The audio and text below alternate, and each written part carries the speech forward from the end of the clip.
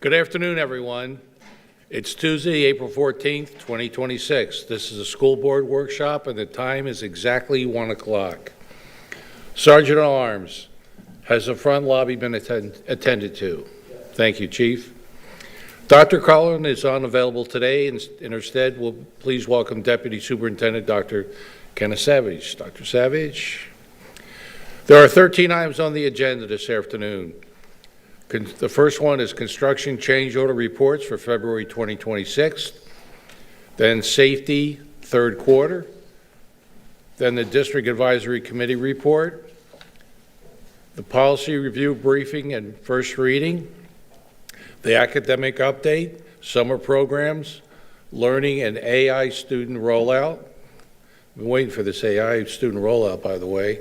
Budget overview, student advisory update, mental health, organizational changes, public briefing, job descriptions, FSBA advocacy committee positions for 2026-2027 for a liaison and an alternate, employment contract for school board attorney Robert Dodig, public comment, and then go to the order and other business. Per board protocol, each board member should aim for 4 minutes for initial comments and 2 for follow-up for a total of 10 minutes for each and every question. Agenda items. First, we have construction change order reports for February 2026 presented by Tina Selcock and Melissa Rivera. Good afternoon, board members, board attorney Mr. Robert Dodig, and Deputy Superintendent Dr. Ken Savage.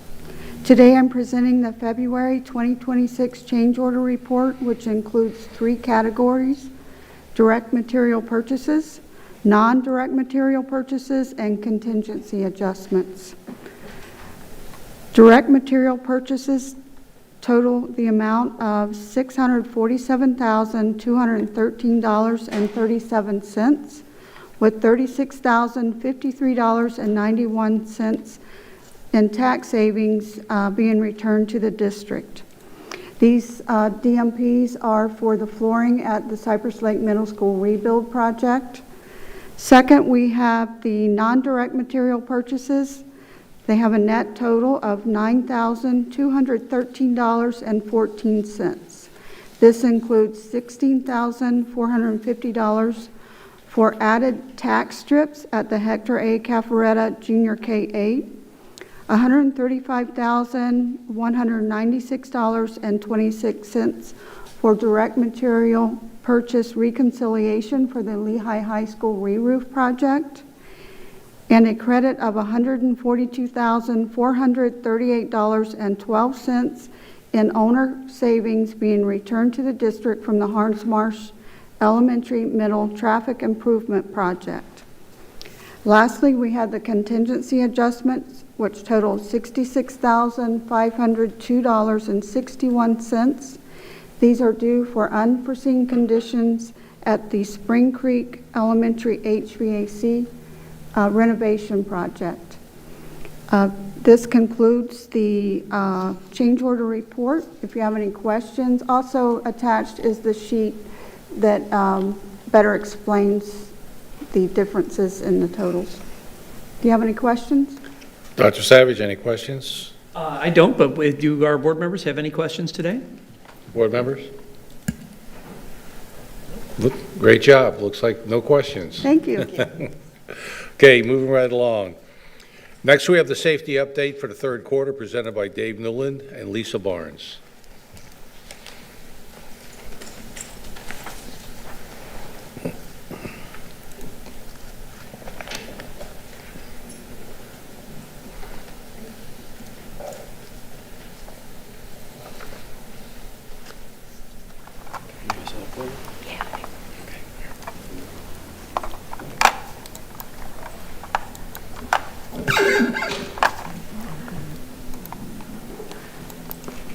Good afternoon, board members, Deputy Superintendent Mr. Savage, and Board Attorney Mr. Dodig.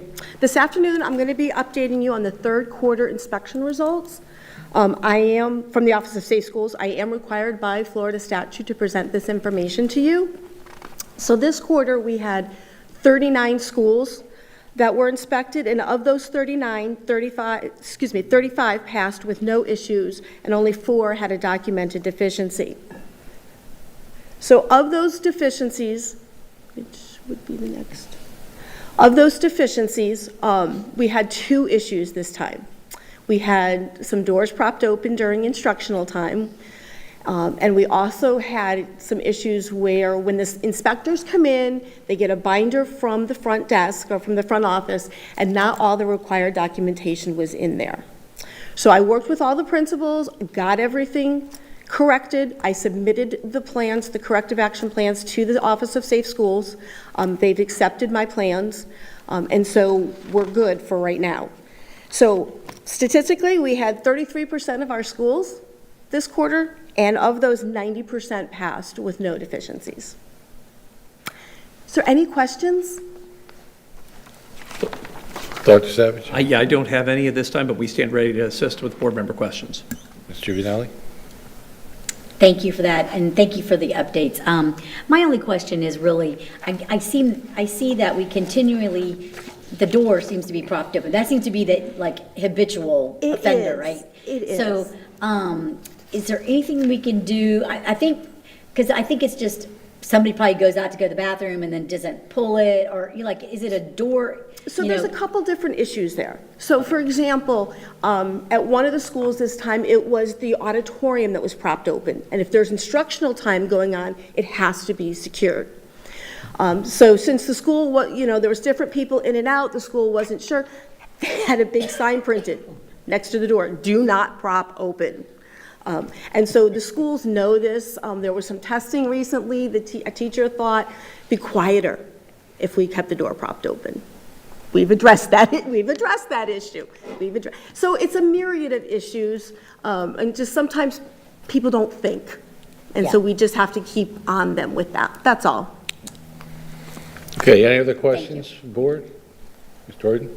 Thank you. Can you tell me, how do we prioritize which schools are being visited each quarter? We don't. So the That's on state them, calls correct? me at the end of the week, and they say, these are the schools that we went to, and these Yeah. are the results. We have no idea You're when not they're with coming them. or what school they're going to be at. Okay. And then is there a, as far as threat management, team training, we make sure that everyone is Correct. current on that? Yes, yes. Okay. Perfect. Thank you.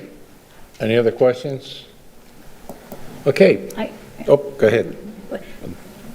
Ms. Jordan, maybe think. So how often do they come? So they're required to be once every 3 years. So they're always going to different, they're not just in Lee County. So they're all between, I think, by Brightington all the way to the East Coast.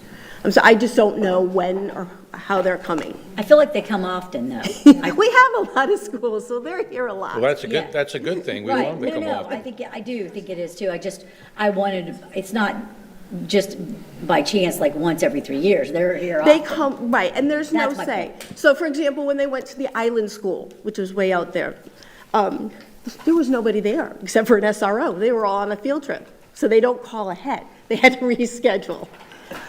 So, we don't know when they're coming or anything like that. Yeah, thank you. You're welcome. Well, you mentioned the island school. I'll put a plug in for the island school. I was just there last week, and their security was outstanding. The SRO was outstanding, and Awesome. I don't even know they were expecting us when we pulled up, but anyway, just talk about the Perfect. island school. That's what we wanna hear. Okay, thank you much. Thank you. Next on the agenda, item number 3, we have the District Advisory Committee report presented by Mr. Timothy Tyler.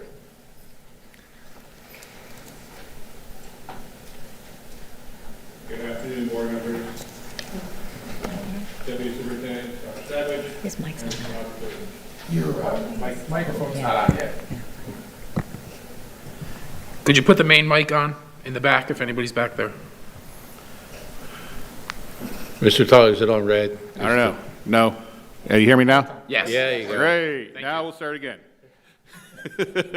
Good afternoon, board members, Deputy Superintendent, Dr. Savage, and Mr. Robert Dodage. This afternoon, like I said, my name is Tim Tyler. I am the chair of the District Advisory Council. This afternoon, I will provide a summary of our February 25th and March 25th DAC meetings, highlighting the distinct priorities, stakeholder engagement, and federal funding input, and the outcome of the information we're given about the ESC cluster model. During the February 25th meeting, the council focused on district priorities, stakeholder engagement, and federal funding alignment. Board member Debbie Jordan shared updates from the Florida School Boards Association, along with insights from her school visits across the district. Superintendent Dr. Denise Carlin outlined 5 district priorities: school safety, student achievement, addressing teacher vacancies, teacher retention, and maximizing instructional time. And she said we are looking forward to, as long as she can show up, seeing her again this next meeting.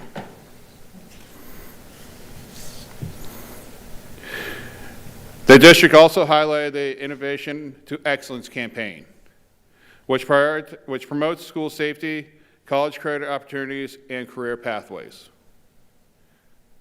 supported by community outreach and parent testimonials.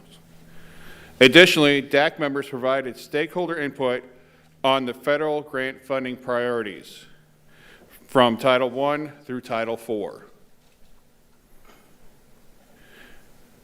with a timeline that included feedback in February, budgeting in March, and application development in April and May, is what we were told.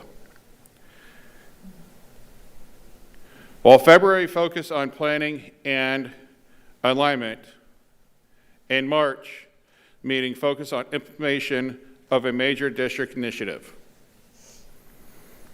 During our March 25th meeting, the council received a presentation on the ESC cluster model transformation, a district initiative aimed to improve student outcomes and operational efficiency. The cluster model centralized services into specialized sites to address achievement gaps, staffing, and inefficient resource distribution. So being able to use our resources properly is what we were told. So if we have a piece of equipment that students need in one area, but it's only being utilized by those students, the cluster model, the way it was explained to us, is going to combine all that so we can properly utilize all the equipment that the school board and the school uses for our special students. Programs are organized in the central centers of excellence, which we had a lot of questions about, including life skills, social communication, behavioral support, and the transition program for students who want to delay their graduation between the ages of 18 and 22. We were told that the implementation of the cluster model will take place over the next 2 years, is what we talked about.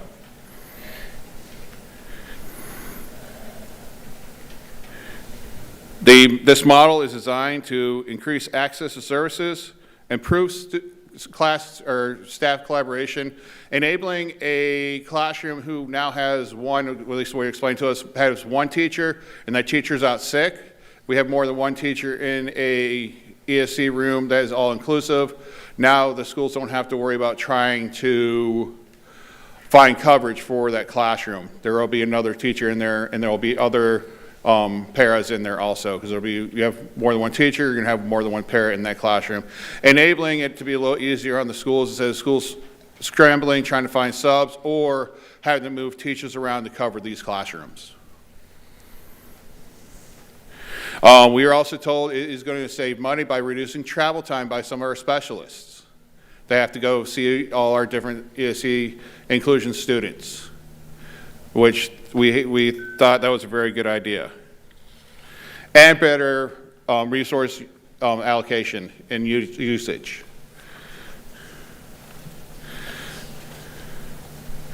DAC members raised concerns regarding teacher input, parent input, class sizes, and student transportation. Our main concern was that the teachers and the parents were not consulted before this decision was made. The district emphasized that the decision will remain student-centered and IEP-driven,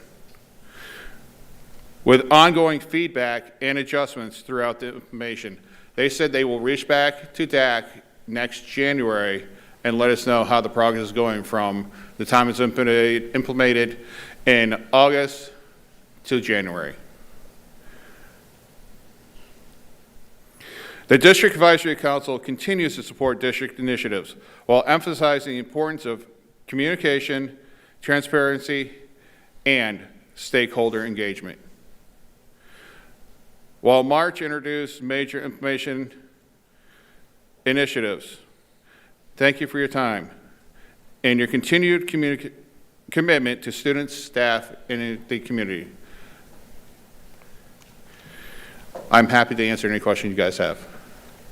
Dr. Savage, any questions? Well, just really appreciation and gratitude for the advice that our DAC is able to give. It's one of the great moments that we have through our board and district to get feedback from a vast, diverse group of folks, because it includes parents, community members, business leaders, school-based staff at different levels. It provides a great microcosm of the entire district, and so we really appreciate the work of the DAC, and we always appreciate the organized feedback, both in person but also in writing that you produce for us, so we can thematically analyze what's been done. So just thankfulness there, and then just excited to hear any board member follow up on that. Board members? Yes. Yeah, thank you. Thank you, Mr. Tyler, for everything. I did have a follow-up because I know there was a few pieces where you kind of highlighted that was the way it was explained to us. And I just want to make sure for the cluster model, because it is kind of a big initiative that's being rolled out. Yes. Was there any other questions that came out of the advisory that you guys still need kind of resources on or clarity on as this progresses into the next school year, or something that No, we the can help biggest facilitate? concern that our parents and our members had was just that they were like, why were we not considered? Why didn't the district come to us to talk to us about this? Because their biggest concern was that you're going to have a student who's an ESE inclusive student, and you'll have their sibling who is just a regular ed, and them getting separated. We were told that parents are the district is working with the parents on making sure that we can try to keep the siblings together. And that we said that transportation's already reaching out to the parents of students affected, and that the school principals, not only of the current school the student's at, but also the future school the student will be going to, has already reached out to those parents to talk to them about the transition. Okay. Thank you for that, because I know specifically the transportation and the sibling thing was a question that I had. So I'm glad that was something that was at least communicated that's one of to the you guys. biggest things that the For parents sure. brought up was that, hey, what's going to go on? I have a student who is ESC inclusive, but I also have a Gen Ed student. So what is the plans? Yeah. So is there anything else that we can do to help? As your of right group? now, we'll see how the information goes. And I'm sure there will be more, especially when it comes to January, and we get the feedback back from the main committee, from ESE, saying how it's actually working out. Is it working out the way we planned it, or are there hiccups? Okay. Thank you. Yes, ma'am. Okay. Ms. Jordan? Ms. Jordan?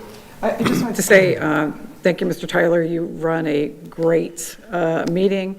And this particular meeting, there were so many people who engaged in the communication, which was really great to actually hear that. But their concern was, as Mr. Tyler mentioned, about the busing and what happens to my other child. And not only that, it's the fact that they felt that they were not heard because they did not know. No one came out and said, this is what we're looking at doing, and they did not engage the community as such as is written here. That was a huge factor for many of them. And even the teachers who are like, okay, what's going to happen to us? So there was a lot of concerns through this whole thing. Ms. Gould and her team did a great job in explaining They did. to them, and I felt like I got more out of that meeting than the workshop, actually, in what they were asking, because we had so much communication and back and forth conversation with everyone. But there's a lot of unanswered questions that they're still waiting to hear back, to see, you know, what is this going to look like for them. So I just really want to thank you for that. And I know that the DAC was waiting to get response back from We did get response back everybody as far to be as sent to them. Yeah, we did get response back from several things we asked from the school board. We did get the schools that are going to go into the cluster model and which schools are not. We also got your workshop notes. And then we also requested as DAC to receive the letter that has been sent out to different people throughout the district, state, and states around, talking about what the school district is doing. And we did receive everything we asked for. We did receive.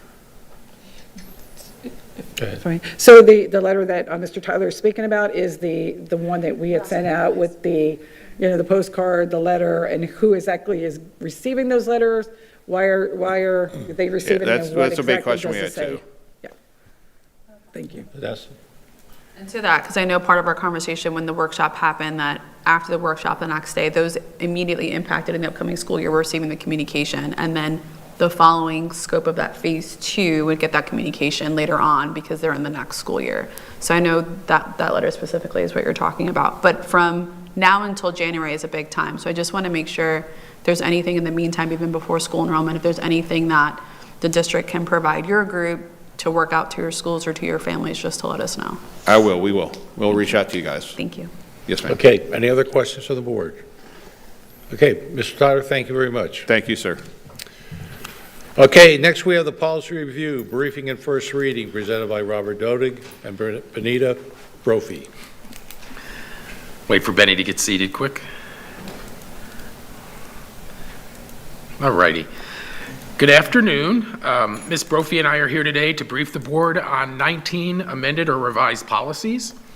As I've discussed with you individually, several of the amendments are related to two main topics: the changes in structure with the legal department and the fact that the district now has an elected superintendent and not an appointed one, which has led to us removing the policies related to an appointed superintendent. We are here to answer any questions that you may have. Ms. Fisher. Thank you, Chair. Mr. Dodig, can we go to policy 3120.04, please? Yes. Guest teachers? Yes.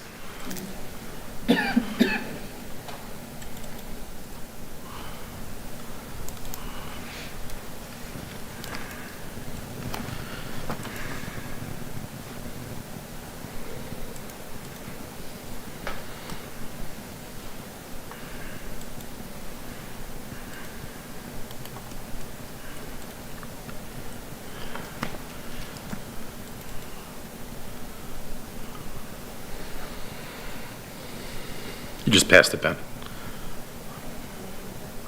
Right there. 3120.04. Perfect. Okay. Mr. Doe, is there any thing in the language that would currently impact any contracts we have, like, for example, Kelly Services within that policy? No, and thank you for that question. As you all know, we do contract with Kelly Services to provide our guest teacher services. In fact, the items that are in green that have been added or suggested or recommended by Neola are things that Kelly Services already does for the district. So thank you for that question. Thank you, Mr. Dodig. Next up, can we review policy 8325, receipt of legal documents, please?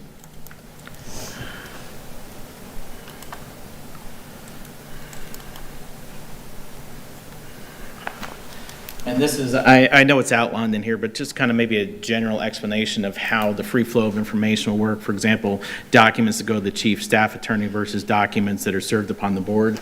Just if you can kind of explain that a little bit. Sure. So great question. Currently, we're all considered essentially one office. Obviously, the structure is changing with the chief staff attorney coming on board.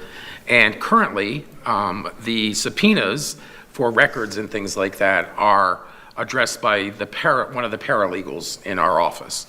That person will be under the supervision of the chief staff attorney. So that's why the language in here is addressed that way. All lawsuits served on the board are accepted by my office, the board attorney's office, and we will continue to work that way. So the incoming chief staff attorney, when that person arrives, obviously one of the first things to do is to coordinate with all of our staff how we're going to undergo those things. And as it says in here, right before the actions litigation against the school board paragraph, the chief staff attorney and board attorney shall develop administrative procedures to implement this policy. So that'll be one of the first things that we do. And of course, I have experience as that as the previous staff attorney when we had a board attorney. So thanks for the question. Thank you, Attorney Dodig, for the explanation. That's all I have at the moment, Chair. Thank you. Okay, any other questions? Okay, hearing none, thank you very much. We will bring these forward on May 12th to the action meeting. Thank you, board. Thank you, Benny. Okay, thank you. Okay, next on the agenda, we have the academic update, summer programs, learning and AI student rollout. Dr. Shaker.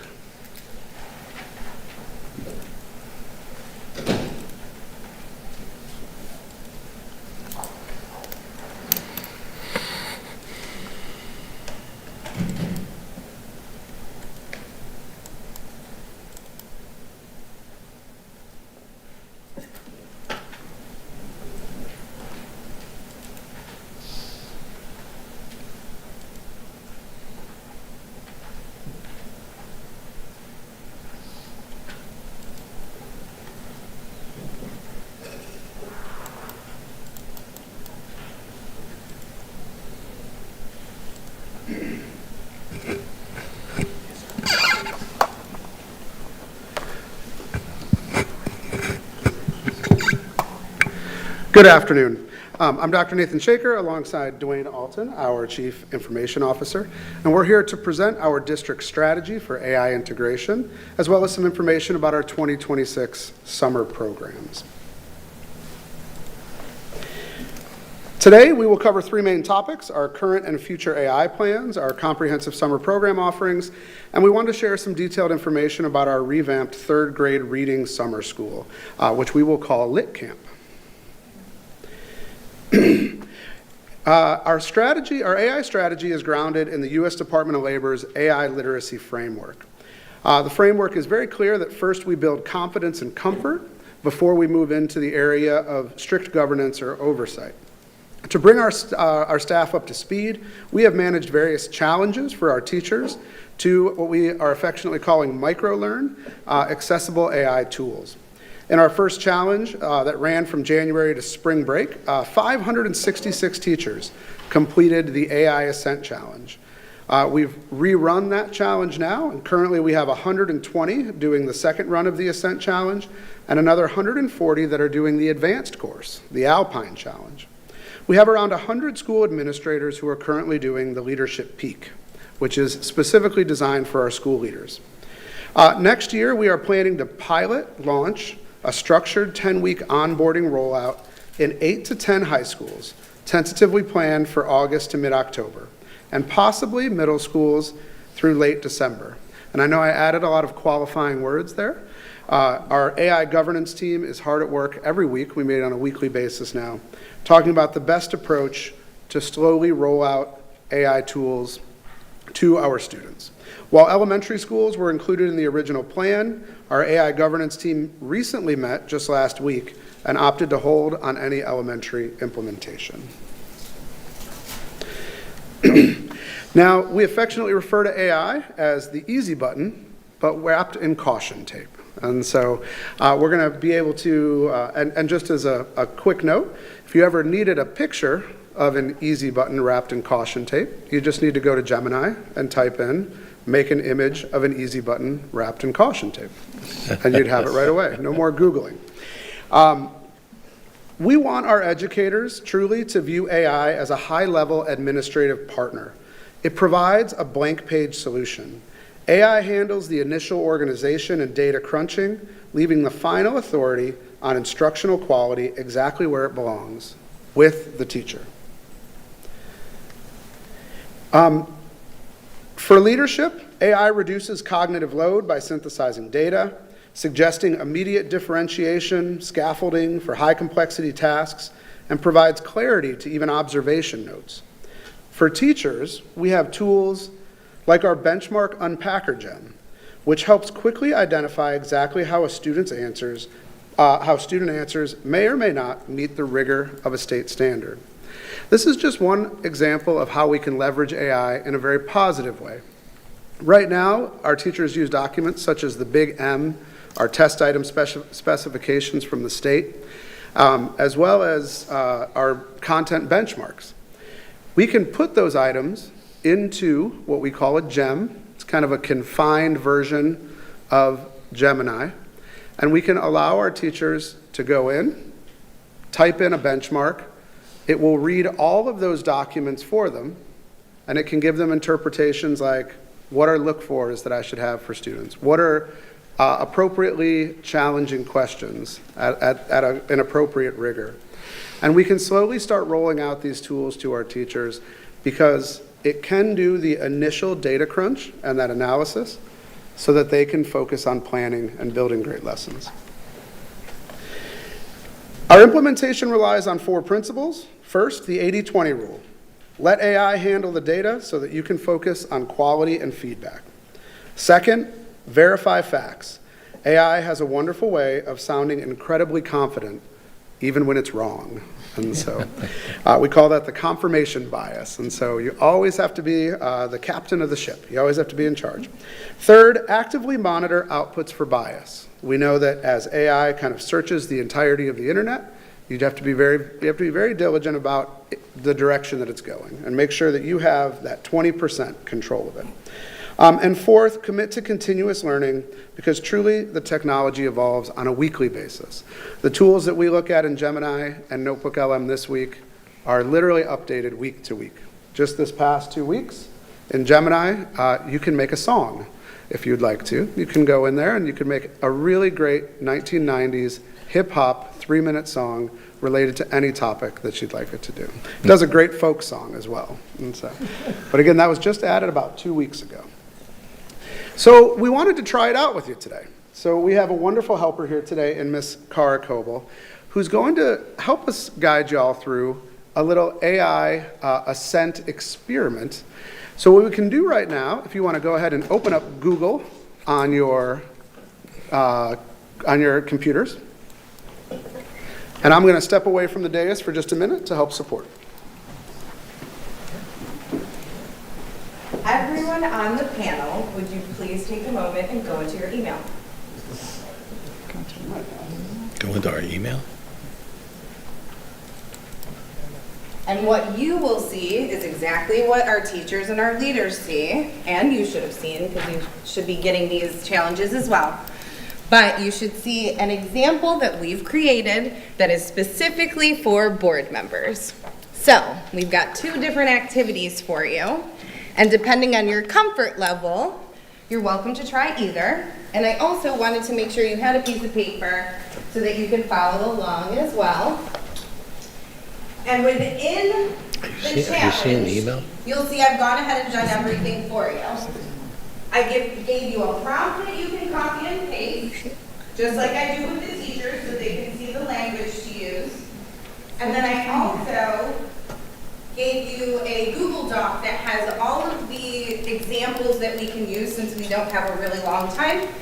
But for the first activity, you'll see it says the pulse check, surveying the peak. So if the idea is to take some of the load off of you, one of the things we can do is we can actually ask Gemini to look at constituent emails and social media posts. We're having a problem finding this email. Oh, Yeah, where's it out in the email? Yeah, we're I looking. just sent it. Okay, I just sent it. Who's it from? You? Me. Oh, yeah. Who's me? It might not have come from me. I might be blocked because I sent so many today. I did send it to you, Shaker, though, if you want to forward it. Yeah.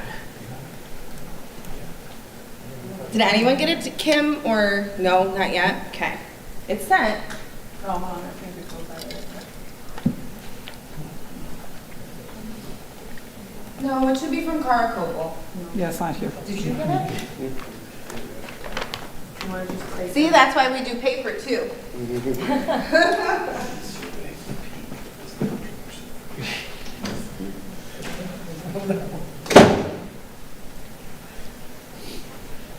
And we'll play it by ear. If it doesn't load immediately, we can come back at the end of the presentation and make sure to to have the experience of working through an AI task.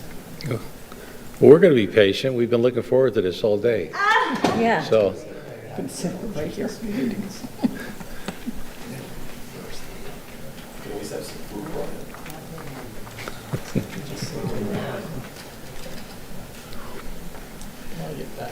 I got blocked because I sent too many today.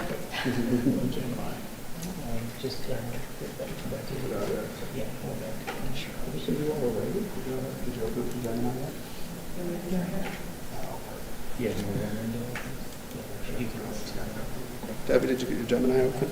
Oh, yeah, that's, where do you think I got my questions from You today? got, oh, you're on top of it. okay, we were in Gemini a little while ago, but So if you click right here.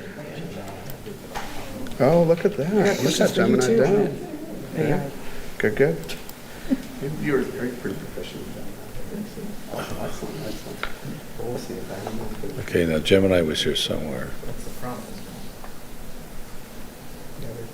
See what it finds out. I know there's an attorney in Ohio with the same name. So.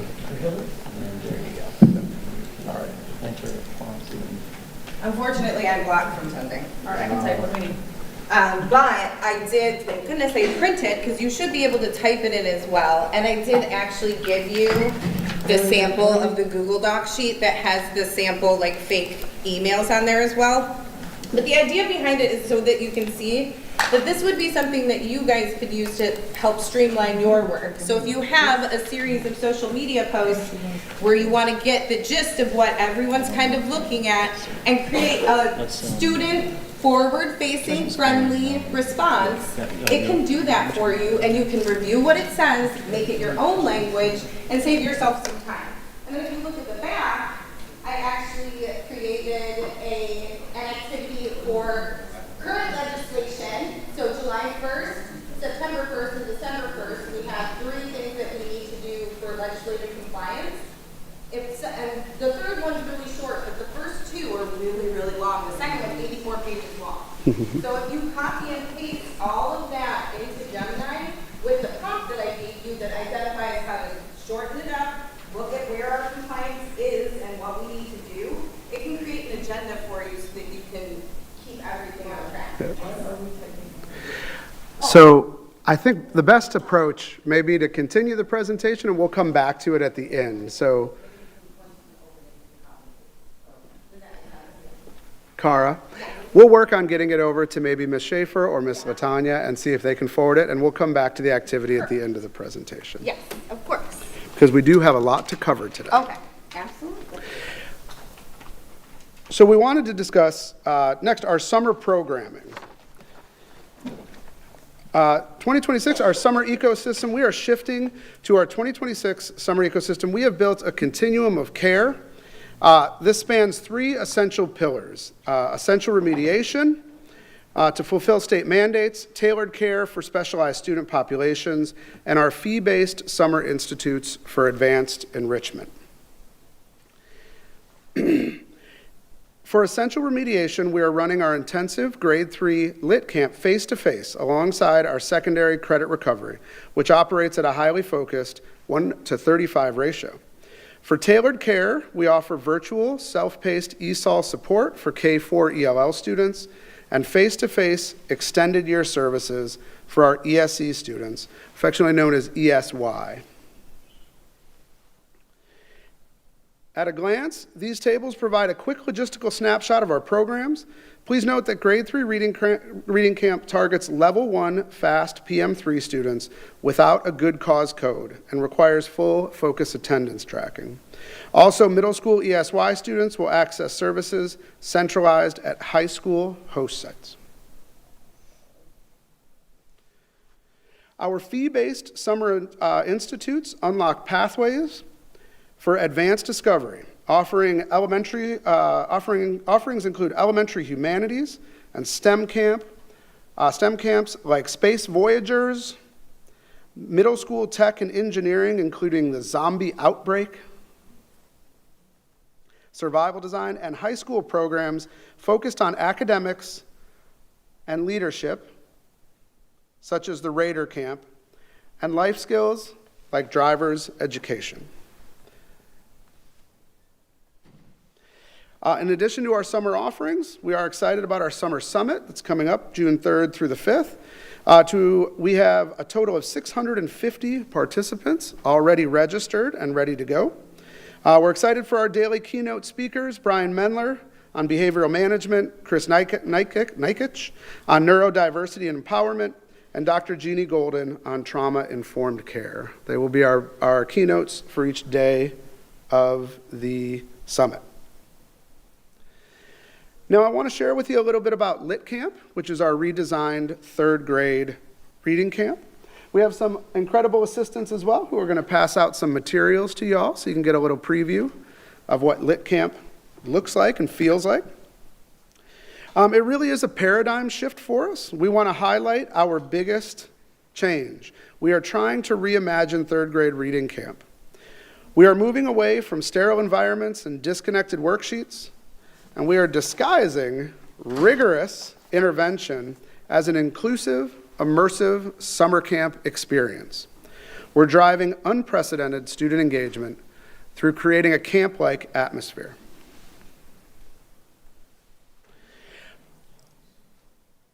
Lit Camp is powered by the science of reading, heavily overlapping foundational skills, comprehension, and fluency in every lesson. The daily schedule moves from an opening campfire, where students set goals for the day, to reading power for shared read-alouds, and it finishes with what we call bunk time, where teachers conduct rapid one-on-one diagnostic checks while students are reading. And all of this takes place in the course of a single day.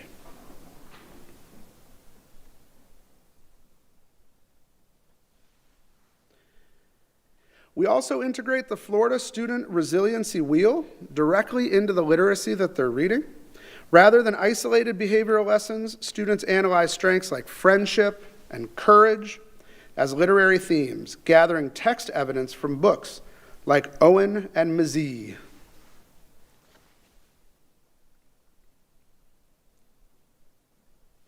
Think of Lit Camp as a bridge over the summer slide. The rigorous science of reading acts as the steel cables, and the joyful camp environment acts as the wooden planks. Delivers what the state demands in an experience students will be eager to attend. To that end, we want to thank you for your time. I'm going to hope you received an email at this point. Are we still not in any luck with that email communication?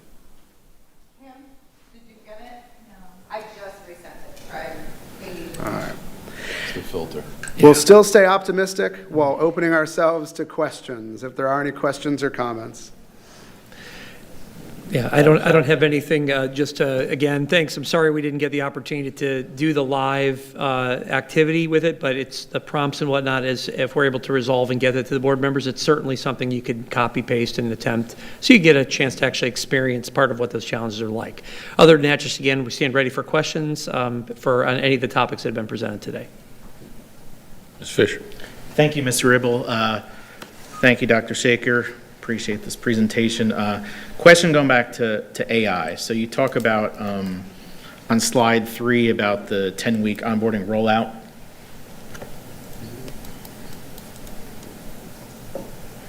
So can you kind of explain generally, when you say turned on, what does that mean? Is that going to be, which I'm assuming, but go ahead, optional, obviously, and how does that work with, depending on the class and the teacher? And So as we move to establish our pilot locations with high school, we're going to decide specific areas. We feel like there needs to be an English class at each of the pilot locations, and we're settling on some elective courses. For those courses, for those schools, we would truly turn on the AI tools. Right now, our students can't access Gemini or Notebook LM. It's blocked within their ecosystem, within their piece. And Dwayne might be able to speak more specifically to it. But as we open up those pilot sites, we would enable the students to use the tools. while we're providing training and onboarding and the appropriate usage of it. Any other questions from the board? Yeah. I still had a few, if that's all right, Mr. Okay, Earl. sure. So who's kind of working with, is it a teacher and somebody else, or who is going through the students with the AI usage, is my question.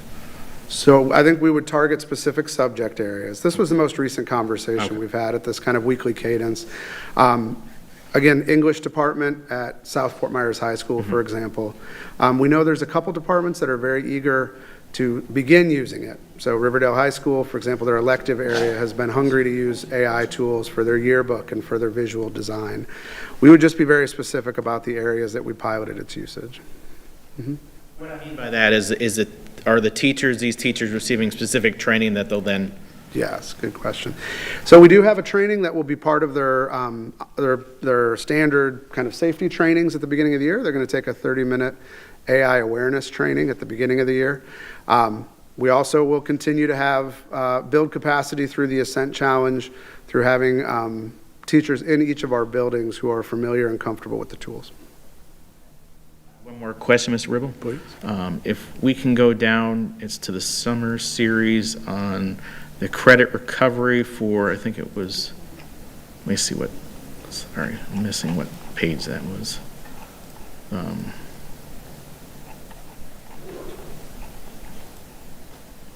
15, sorry. Okay.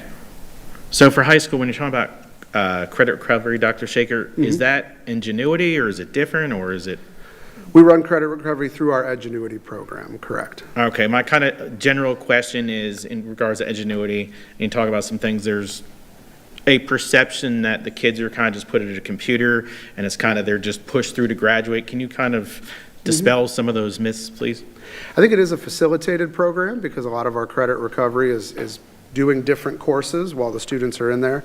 I don't believe that they're pushed through at all. I believe that they're supported in the voyage. Edgenuity is very good at scaffolding. It's very good at building out the background. It's very good at self-directing the students as they move forward. So it is not the intention at all to just push them forward. They have to hit particular benchmarks. They can test ahead in certain areas. So if a student sits down to Edgenuity, they take a placement test.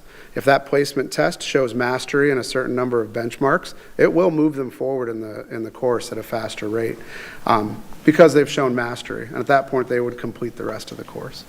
Okay, as I said, just because, the perception I saw a bunch of us here is the computer, students put in front of a computer, they just kind of push it off, they're not getting any actual learning, so. There's an efficiency to Edgenuity, absolutely, when we seek credit recovery. Summer is the last place that we seek credit recovery. We have credit recovery going on in all of our schools every year. Students can retake the course live and in person if they need to, or they can take that credit recovery during the school year. So it's going to be facilitated more than it's going to be directly taught. Thank you for the explanation. Thank you, Dr. Shaker and Mr. Altman. Thank you, Mr. Ribble. It should be there now. No, good. I had to do a lot of workarounds, but I shared it with you. I couldn't email it to you, but I shared it with you, so you should be able to see the Google Doc that it's in. Did that work? Yes. Okay, can you click in it now? Excellent. We'll do some questions first, Cara. Yep. Thank you. Okay, any other questions before we go through the exercise? Ms. Jordan? Thank you. Question regarding AI, please. Yep. How are we training the teachers to distinguish between AI-assisted work and academic dishonesty? So our first approach, and I'm going to answer it in a big way before we ever get to something specific. Our teachers need to be confident and comfortable using AI before they get to the point of worrying that it's simply a tool for cheating. So our goal right now is to teach them to be very confident in using AI. From there are tools, there are aftermarket tools that we can provide. We have systems of putting material into AI, and it can determine whether or not it is AI. But I think the ultimate goal, Ms. Jordan, is that we take the path that almost University of Florida has taken, which is we partner with it. We declare an assignment is either AI assisted or not AI assisted. We kind of reach into it. We understand that this is the future. And We work with our students. Every assignment is defaulted to no use of AI, but we want our teachers to be confident in even permitting AI for certain functions of writing a paper, completing an assignment, doing research. It's a useful tool for them to have. And I have one more question, please. With the summer program, how are we measuring the bridge effect to ensure students are entering the 2026, 2027? Do not have that seasonal learning gaps. How are we doing that we've closed that? Well, how are we measuring that to make sure that? For third grade reading camp particularly? Correct. We retest them on the third grade options for promotion throughout the summer, right? So they can promote based on a concordant score in STAR or in a MIRA. So they'll continue to try and take those tests. They can even take PM1 in fourth grade. They can take the initial PM1 in their first year of retention. And if they score above a level 1, they can be promoted at that point. But we would judge the success of Lit Camp based on if we can increase our summer promotions. I appreciate this because I want to make sure that the kids are learning and we're not just. Yeah.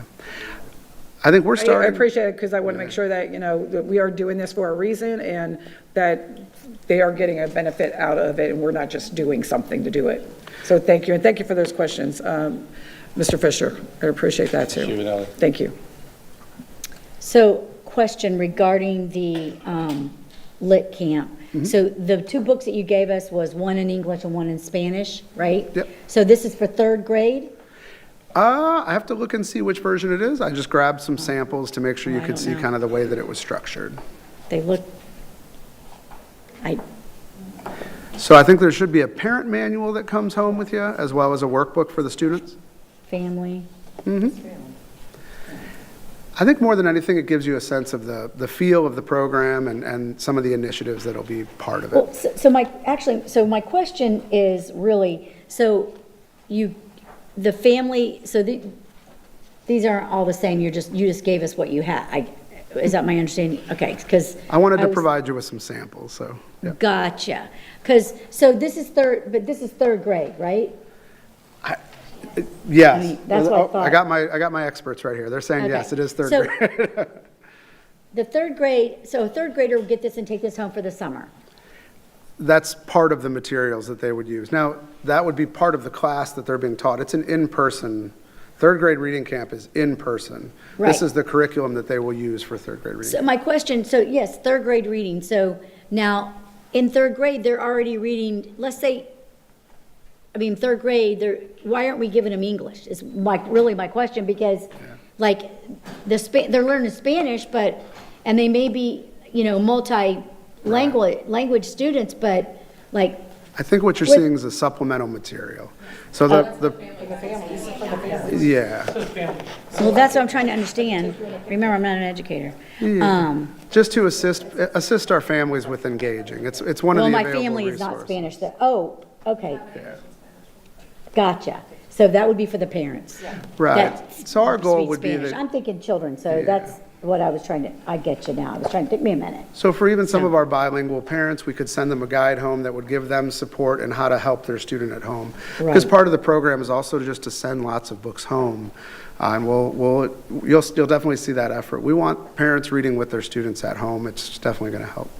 Right. But we also want them English, so I Mm-hmm. don't, but I understand, so, right. No, so it helps them, but, okay. Thank you. You're welcome. Okay, any other questions on this topic before we get to the email? Okay, now I'm blacked out here, but thank you for the presentation. I am so excited to see summer school being taken seriously with intensity and fidelity. The program can be a huge success. Many of the students that go to summer school, their parents at home don't speak English. And so it's incredibly difficult when you're with a teacher that's not your normal teacher throughout the year. And it's in your mind, your sub teacher, because is summer school 5 weeks, 6 weeks, About 3 5 weeks, yep. So I just want to reiterate what I think Mr. Fisher was trying to say earlier about summer school, getting rid of the facade that they sit in front of a computer all for the 3 hours they're at school, put them on a bus, and that's just not the case. And I Definitely. just think that's important for the public to hear, that this is a true exercise, that these students are going to make gains. That is the point of this program. So I applaud you for putting this together. My other thing is, you know how I'm going to have to say it, Dr. Shaker, because we talk about all the time, the balance between technology and hands-on and written exercises. So I just wanted to also reiterate one more time that while AI has its place and it is a spectacular tool, we have to learn how to use it.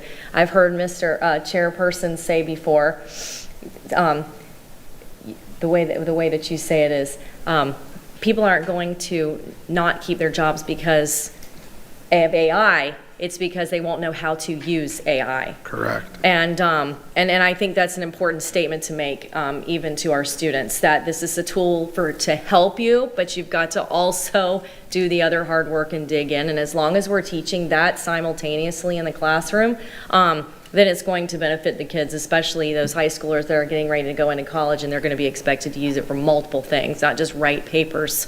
And then the summer seminar, 650 people, where is this held?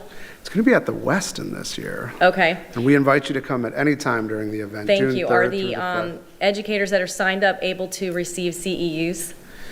Will it be Professional continuing development? ed? Yeah, They'll receive actually 20 points Okay. in ESE. So Okay. that is the recertification requirement every 5 years. yeah. And it can be a major hurdle to recertification sometimes. Okay, awesome. All right, just wanted to make sure. That's all, thanks. Thank you for that, Ms. Fleming.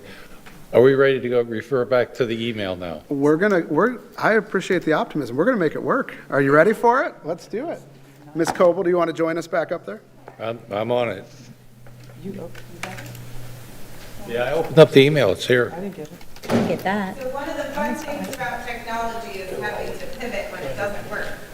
But hopefully, everyone should have access to the Google Doc now. You gotta So that refresh. you can copy and paste the prompt.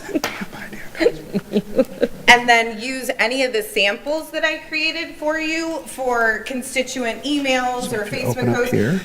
By the way, it was right-click on the ChatGPT who I said, I need some examples of constituent emails or Facebook posts from Lee County schools. Could you make some for me? So ChatGPT made those 3 for us so that you can copy and paste them. And my goal was so that you could see how easy it can be once you have the language and the prompts that you're comfortable with. And you could even save a list of them and just reuse them if you're specific enough, so that you don't have to reinvent the wheel. So I was hoping to make that one specific enough for you. The plus button. But then also, if you're trying to figure out some of the more difficult legislation in terms of when this things right are here. required, when we have to have things done by, a list of all the things that you then need. click Gemini. You can also There you click go, on see the it. Florida Senate bill legislation, copy it, throw it into Google Gemini, No, we're but be still learning. very This explicit in is your Gemini. language. This If you is just what- ask it to summarize, that's all it will do. There. If you want it to summarize and Let's then go give back to you your AI deadlines, workshop. it will do that, but you have to make sure your language is very, very Scenario A, specific. you have a frustrated parent. And you can even enumerate, like I did, and tell it multiple things to do, and it'll do I'll it help for you you. a second.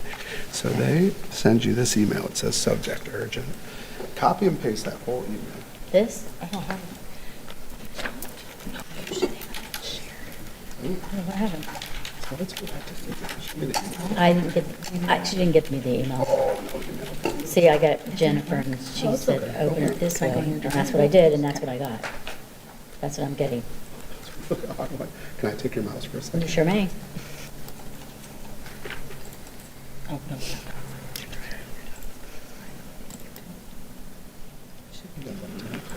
Yeah. I'm notorious for that. Because I put it in there and I made sure that you were an editor so you could, I know everything. Because the two of, I'll come Did you help. say it came from Jen Schaefer? Yeah, Because there she it is. couldn't send it to me for some reason, I don't know. Could I make a suggestion in the essence of time? Of course. Why don't we schedule one-on-ones with each board member, Love that. and we could do a hour training. I'll probably take me 2 hours. Why don't we? Depends on what we're doing. Why don't we do a one-on-one schedule for everybody, and Yeah, then we can absolutely. continue this on, and, because some of us, I think we should spend an hour together, Mr. okay, Let's get it all. that'd be great. That'd be fine. We need to get this working. We are absolutely open anytime. Once you feel the spark and magic of AI, it's a lot of fun. Well, this one's what she did send that. So this is a new one, so hold on. She said refresh. For whatever reason, it's blocking you from saying. Okay, There you I got go. it. Okay, perfect. Yeah, okay. Some of them were refreshing. No, it was giving me ELA stuff. Oh, weird, okay. But then when you click on these, those are the sample constituents. Okay, Just do the one.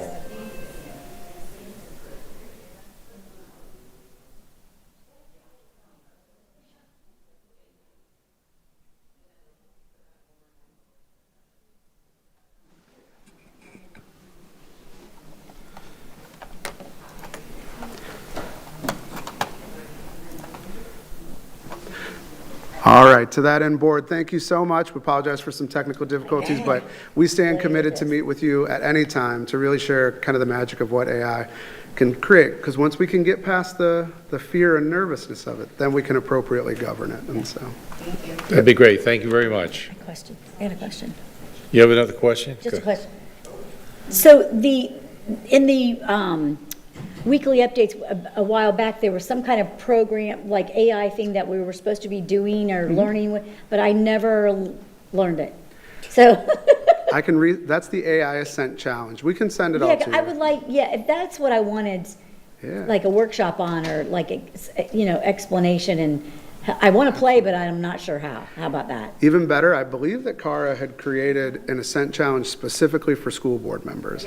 And so we'll send that back to y'all, and we'll just do some good one-on-one time. It might be easier than this forum. And so if the public wants to learn about AI, we can teach them as well. So. Thank you. Okay, anything else? Okay, thank you, folks. Great job. Thanks for being patient with us. Okay, next on the agenda, budget overview by Kelly Lecter and Sarah Cox. Well, Ms. Cox and Ms. Letcher are coming up to present. Just want to kind of give a little kickoff, if that's okay, Chairman. So this is one of the most important budget workshops that we will have all year. I know that we are with our board frequently. We set aside a time for you all to continue to always dig into the budget, but I would say this particular budget workshop, in my mind, is one of the most critical, and for a few reasons that will come through this presentation. But one of the things that we do in running kind of the business operation of this district is that we kick off our fiscal year in July 1. And so in preparation for that, this really is the perfect one to kind of set the table for that whole year. And right now, out in our schools and our departments, our divisions, they're all in the middle of that process as we speak. And so this will give you some insight into the high level, but it very much connects to the day-to-day, moment-by-moment granular detail that we are all living right now in our work. So just really a huge appreciation of gratitude to Ms. Cox and Ms. Letcher, who will do this really important work, but I really wanted to put it for you as board members. This is one of the most important workshop topics, I think, of the day and even of the year for you all. So with that said, to my colleagues, please take it away. Thank you, Ken. Good afternoon, board members, Dr. Savage, and Attorney Dodick. So the purpose of today's presentation is to provide a clear look at our current financial landscape. We're going to dive into our fund balance with a specific focus on our daily operating fund and examine our outlook for both the remainder of this fiscal year and fiscal year 27. I want to be direct from the outset. The data we're reviewing today shows projected operating deficits for both the current and subsequent years. And while deficit is a heavy word, it is important to view these numbers not just as a shortfall, but as a roadmap. They are a reflection of our internal and external factors that require our proactive attention. And so our goal today is to share with you the why behind the numbers. So we'll start by looking at our general fund ending fund balance history since fiscal year 21. Our fund balance is essentially our savings account and is broken out into 4 categories. The unassigned, starting from the top, is our most flexible portion of the fund balance, as there are hardly any strings attached to what these funds can be used for. We have our assigned fund balance, and these are funds that are intended to be spent in the subsequent year. So for example, in fiscal year 25, 25. The assigned fund balance of $9.2 million are purchase orders that rolled from fiscal year 25 over to fiscal year 26 in anticipation of paying for the goods and services that were ordered. Our restricted fund balance are simply that. They're funds that must be spent on certain things. This would include state categoricals within the Florida Education Finance Program, such as mental health and educational enrichment, but it also includes other funding sources that I'll show you on a slide coming up. And then lastly, we have our non-spendable fund balance, and these are funds that we don't have access to as they reflect the amount of purchase inventory we have on hand. An example of that would be the district warehouse, where we purchase supplies in bulk for schools and departments, but the expense doesn't happen until those supplies are distributed to a school or department. So essentially, the non-spendable portion of the fund balance is inventory assets that we have on hand. So in fiscal year 25, these four categories of fund balance totaled over $229.6 million. Compared to fiscal year 24, the fund balance of $242.9 million, we saw a $13.3 million decrease in our fund balance, with the majority of that decrease being in the unassigned portion of the fund balance. So I have provided on this slide the financial condition ratio. It's a statewide metric that's used to monitor the fiscal health of school districts. It's calculated by adding the unassigned and assigned portion of the fund balances together and dividing that number by the total general fund revenues for the year. I have also provided here the statewide average financial condition ratio for comparison purposes. You can see that the district's financial condition ratio has been higher than the state average. Our financial condition ratio as of the end of fiscal year 25 was 14.24%. And if our assigned fund balance, the $9.2 million, would have remained in line with prior years, around $3 million, our financial condition ratio would have been more around 13.6%.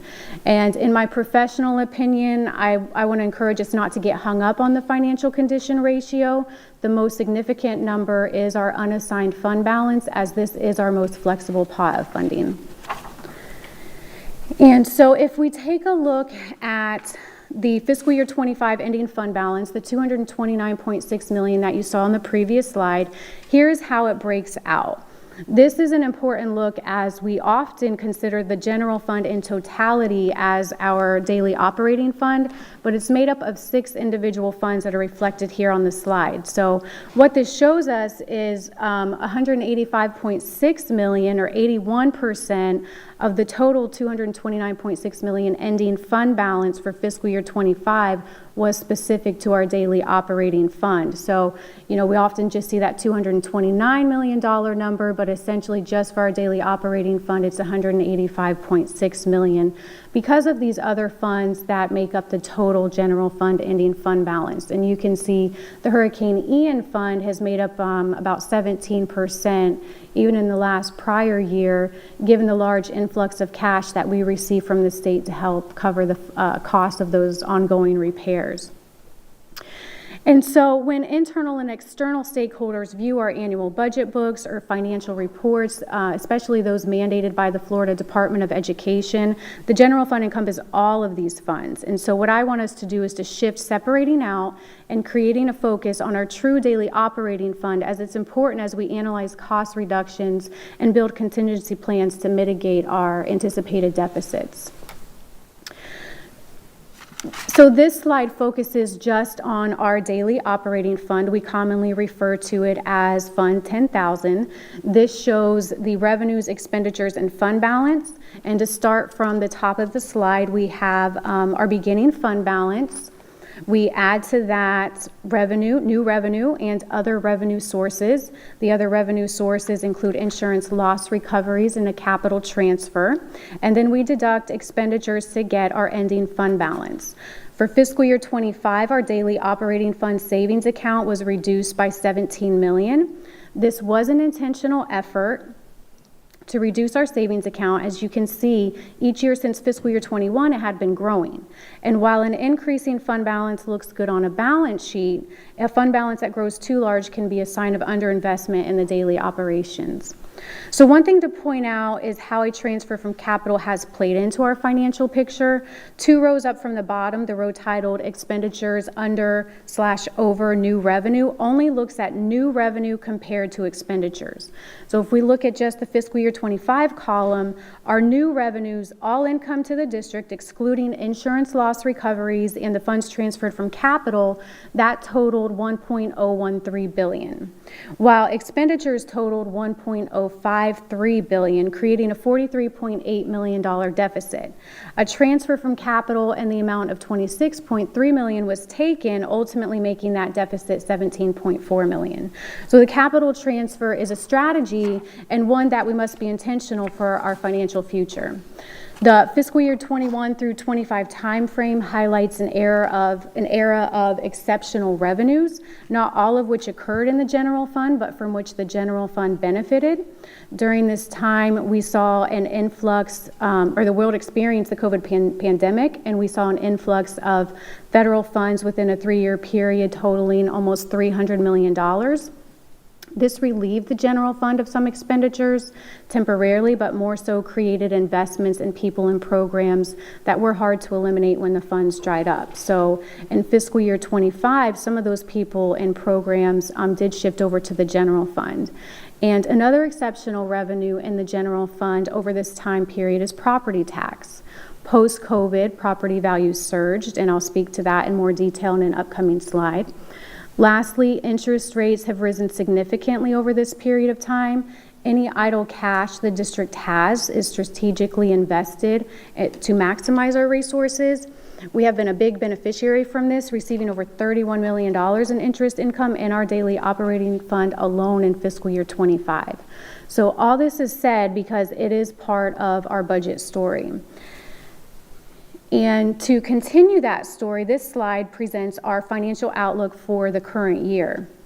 Like the previous slide, we start with our beginning fund balance, adding in projected revenues, subtracting projected expenditures to calculate our ending fund balance, which reflects $138.9 million. I would be remiss if I was not clear that these numbers, revenues and expenditures, can change. An example of that is recently rising fuel prices. Any increase or decrease in revenues or expenditures will change this outlook.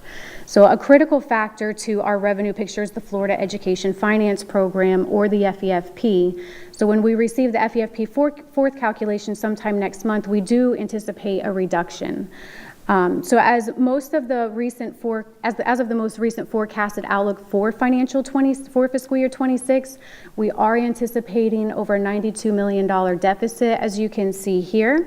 When we compare new revenues of $1.018 billion to expenditures of $1.11 billion, we are minimizing the shortfall by transferring $46.7 million.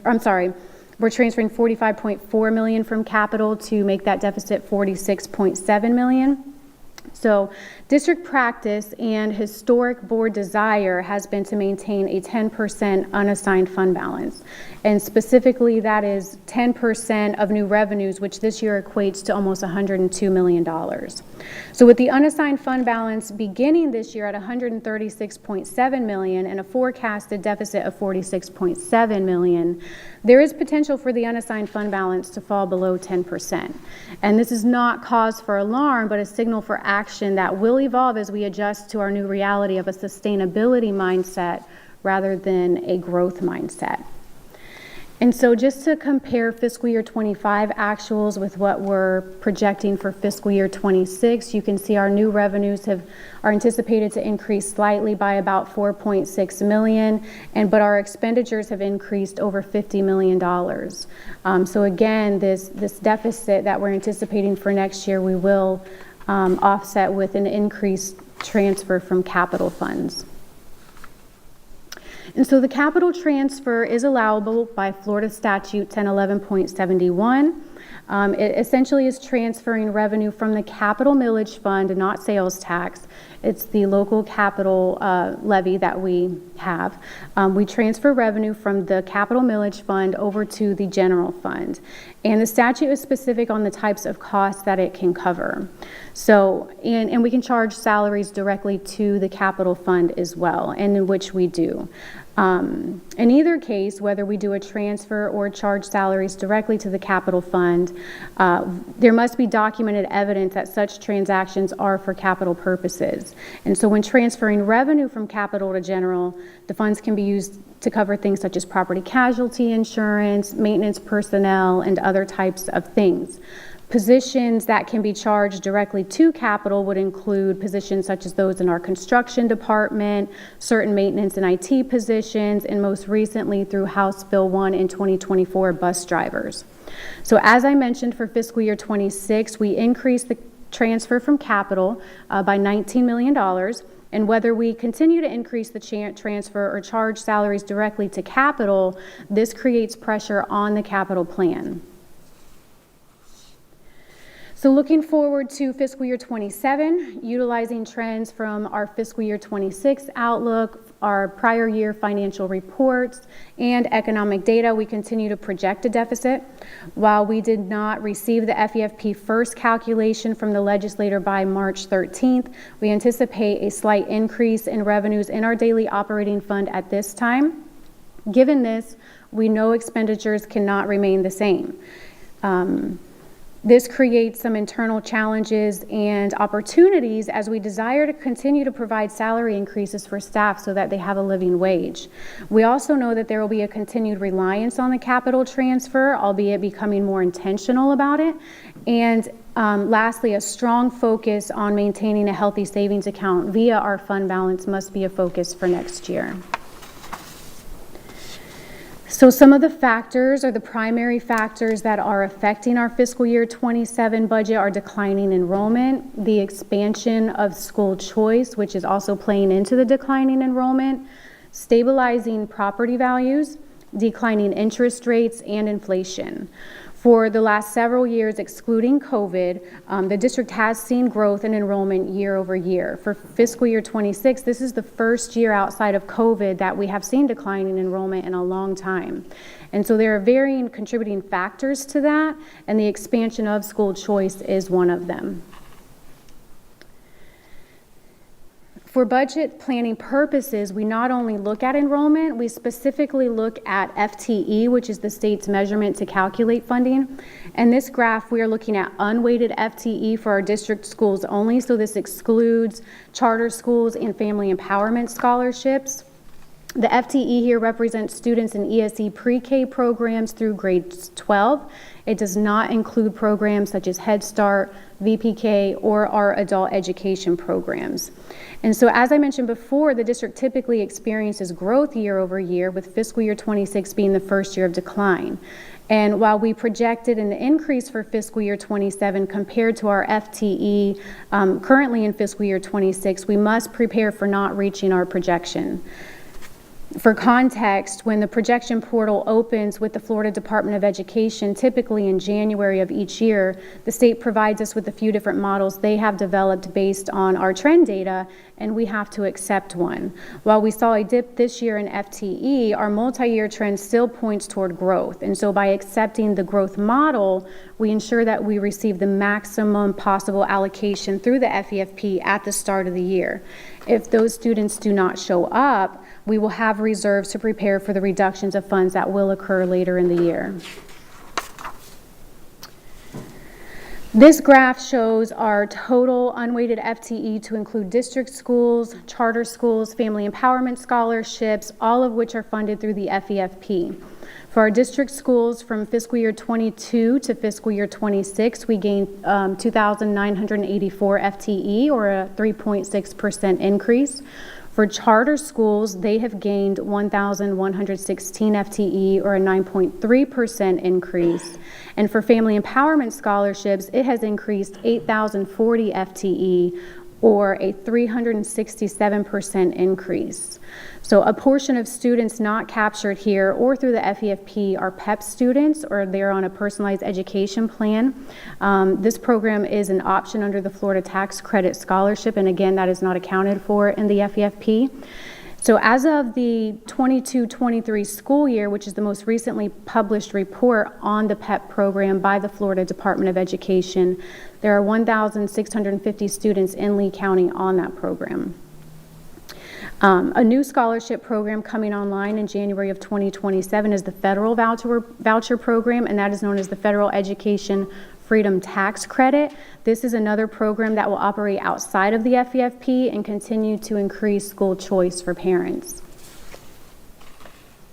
So shifting to property values, here you can see the school taxable value in the blue bar and the total assessed value of properties in which we levy our millages against. The orange line represents the annual percentage increase in the school taxable value.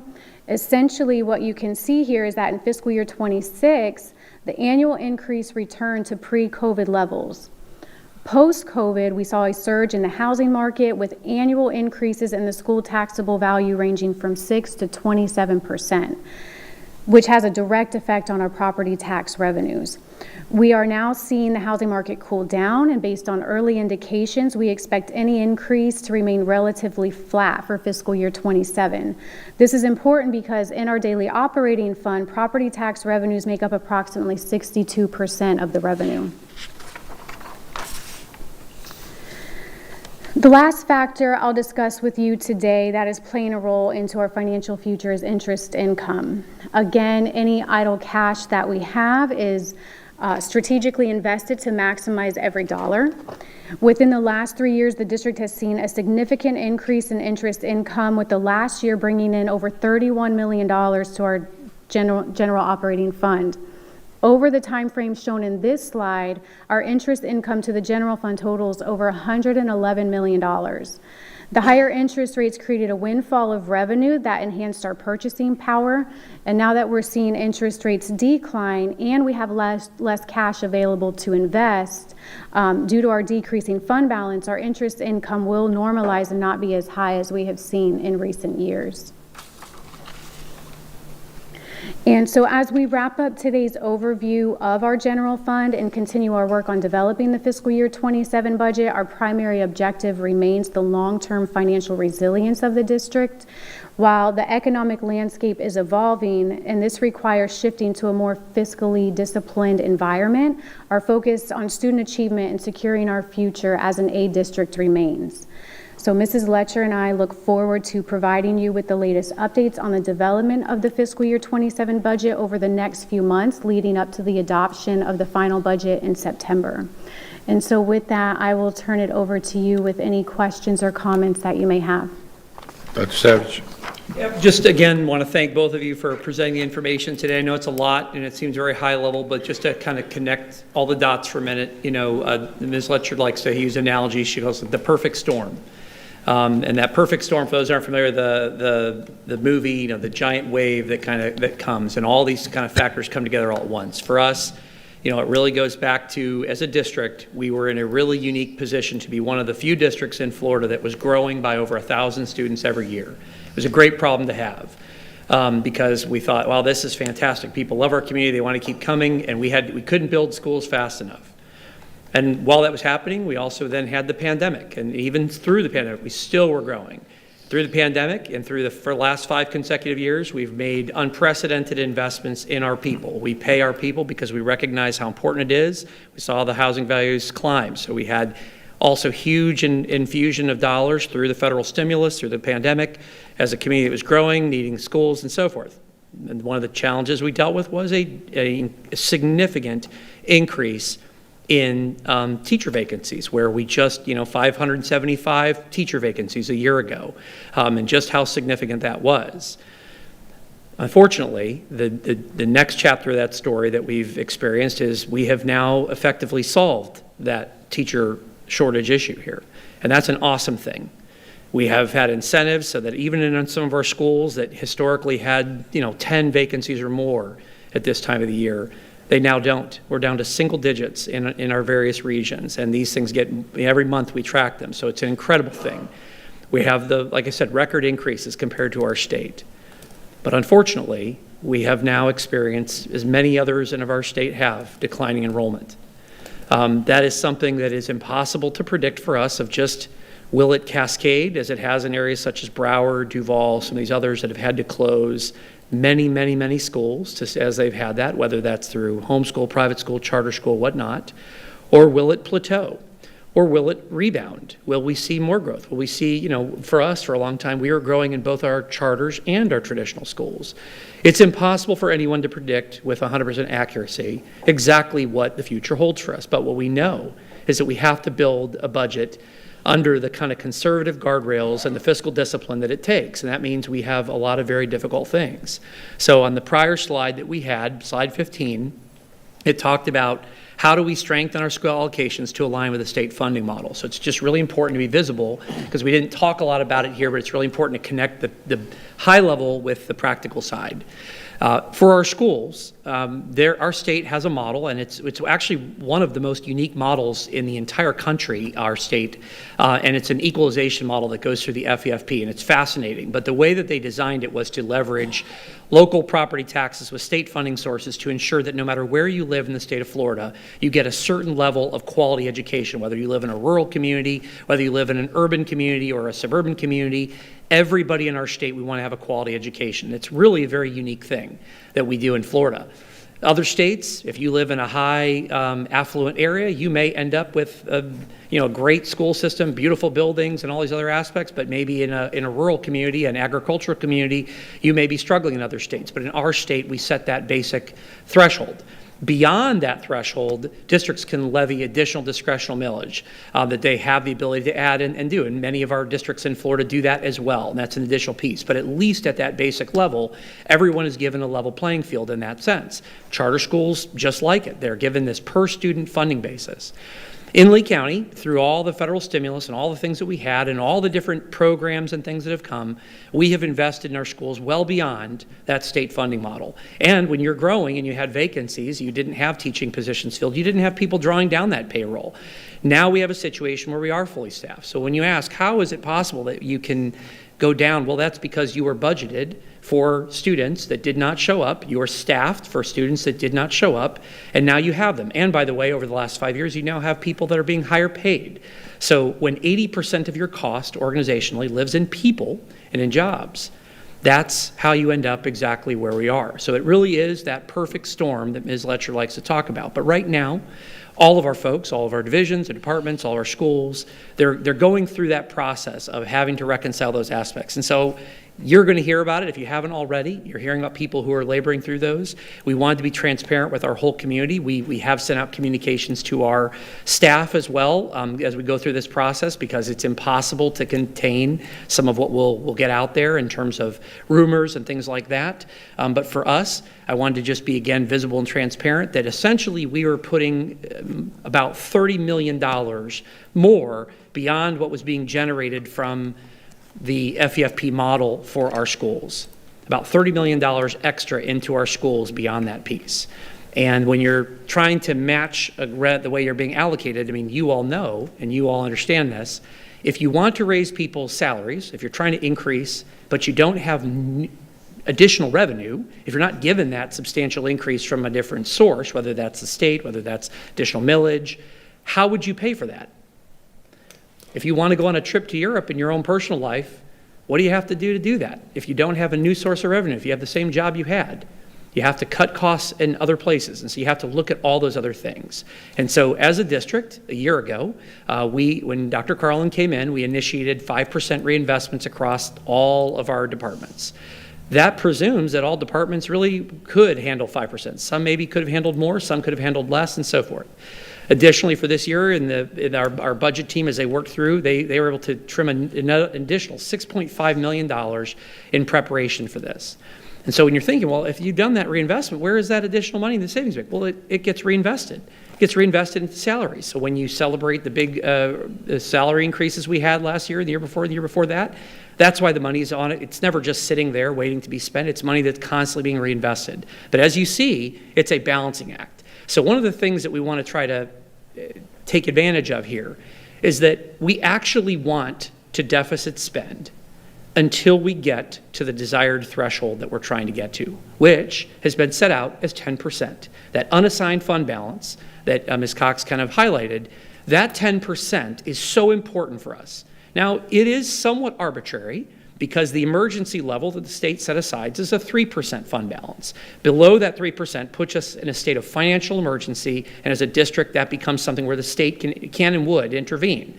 But for us, that 10% represents a balancing act of a proper level of reserve, because we have emergencies such as Hurricane Ian devastated our community. If we hadn't had fund balance to be able to spend, you just think about those opportunities that we have to be also just changing things, such as massive changes in the overall federal picture can affect things like interest rates that we've seen. We could have, like we had in 2008 to 2012, experienced huge housing bubbles and crashes. Those things give you an opportunity to still run a business at a solvent level and predict for those things. At the same time, we have been in excess of that 10% for quite some time. The challenge of being at the other end of that is that you have folks in labor negotiations who would say, why are you sitting all that money? Put that money in your people's pocket. Pay our folks. And that's a valid criticism to say. And so it really becomes you as a governing team, your opportunity to evaluate this type of financial picture and say, where do you feel comfortable with a number? And for us, recommending that, we do support that 10% threshold, that is where we want to get. So to get to 10%, you actually do have to deficit spend. To get to that, once you're there, though, you want to have a long-term plan of stability that you are not piercing below that level or going above that level. Hence why this change in methodology, why we want our school-based budgeting to get closer to the exact amount that it's being earned, because what that does is it makes you impervious to enrollment changes. If your students go up or down, you naturally reconcile. That means we have fewer kids, we would need fewer people to support those kids, and vice versa. If you had an increase, you would have more resources dedicated to that. So it's a very transparent method to do that. For this year, we are also setting aside what we're referring to as a bridge fund, because we recognize that having staffed at the levels that we have, which again is no fault of anyone, we had title dollars, we've got federal stimulus dollars, all the things that really kind of created a new level of expectation. We've done a lot of really unique things. We moved our athletic directors to administrative. We increased the size of some of those administrative teams. We put literacy coaches, math coaches. We have a literacy coach in every building right now to support our reading plan for all of it. So these are all well-intentioned things. We have wonderful things like arts programs. We have athletic subsidies. We have lots of unique things to support all of our programs, and we don't want to see all those things disappear. But what we have to do is figure out, from a prioritization standpoint, what are we going to fund and to what magnitude? Because at what level will we do those things? Those are the critical decisions that lie ahead, that we're working and supporting our schools. Right now, our schools are going through their budget process, and we just want to surface all this to you and to our public so that folks are aware of what those things are. Fortunately, our principals are more than equipped to handle the task. Our principal leads, which are very experienced principals who've been through lots of things, whether it was the 2008 to 2012 experience or others, they've had to experience some of these challenging times. I myself, once at a small school had to trim about $1 million of payroll out of the school, and that was at a small elementary school. So when you experience those things, they become real opportunities to help folks through that process. Additionally to that, we have our associate superintendents, all of which are experienced folks, and all of which will be able to help our folks as we marshal out the funds that we want to set aside above what's being earned. That said, I would be remiss if I didn't mention, again, at the central office, to give some visibility to a big move that we are also making. There was a lot of attention at the federal level when we talked about the DOGE effect. That it had kind of its own popularity to talk about that, and some folks were excited, other folks, it was pretty horrifying for them. So it's really depending on how you feel about the terminology. But the thought process behind the DOGE work is really about proving your fiscal stewardship in government. That's the notion that's really behind that federal DOGE work, and it then had migrated to many states, including Florida, where the state DOGE work was really, again, proving fiscal stewardship. And we, as a school district, from an administrative standpoint, we take that challenge on.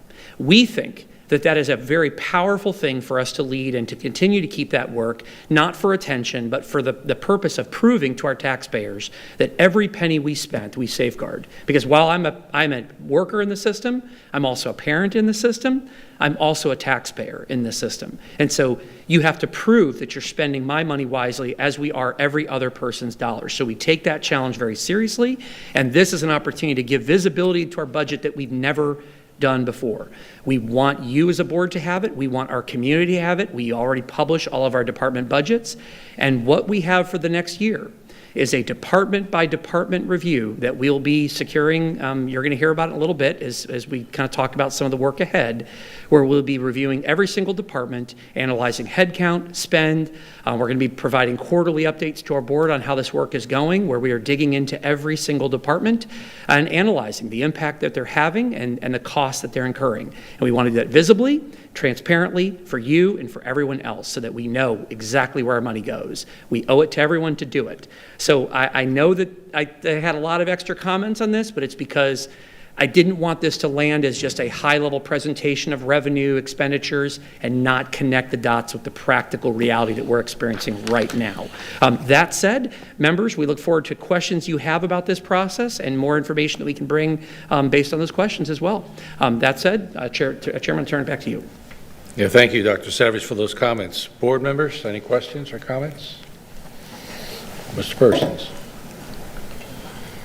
I really appreciate it. You know, it's tough when you're going on limited information to do your budget right now because the legislature hasn't really come up with a budget, so we don't know for sure. We have an idea approximately. Property values, when does that normally come out? By June 1, we'll get a preliminary estimate from the property appraiser. That'll give you a little better idea. But we have 12,000 employees. And just a quick math, let me see. If every employee got a $1,000 raise, which they would probably say that's not much, that's 12 million. Okay, you know, I have people say give everybody a $10,000 raise and we'd be right up there. That'd be $120 million. Not this year, but every year. And we've been giving above normal raises in the state compared to other districts for the last 3 years or so. So it's difficult. I mean, we'll be working on that, trying to give as much as we can. I appreciate putting it back into the classroom and into teacher pay. So keep up the good work. Thank you. Okay, Ms. Jordan. Thank you. I have two questions, please. Regarding the budget priorities in the budget overview, how does the draft align with our current strategic goals, and which departments are seeing the most significant shifts in funding for the upcoming year? We don't have the final answer on that yet. You know, we had a proposed reduction to departments and we're still finalizing their budgets. But once we have that information, we can follow up with you on it. If you could, I would really appreciate that. And then my other question is, and this is regarding personnel costs, because Dr. Savage, thank you for sharing what the information you just shared as well. And again, it's the needs versus the wants.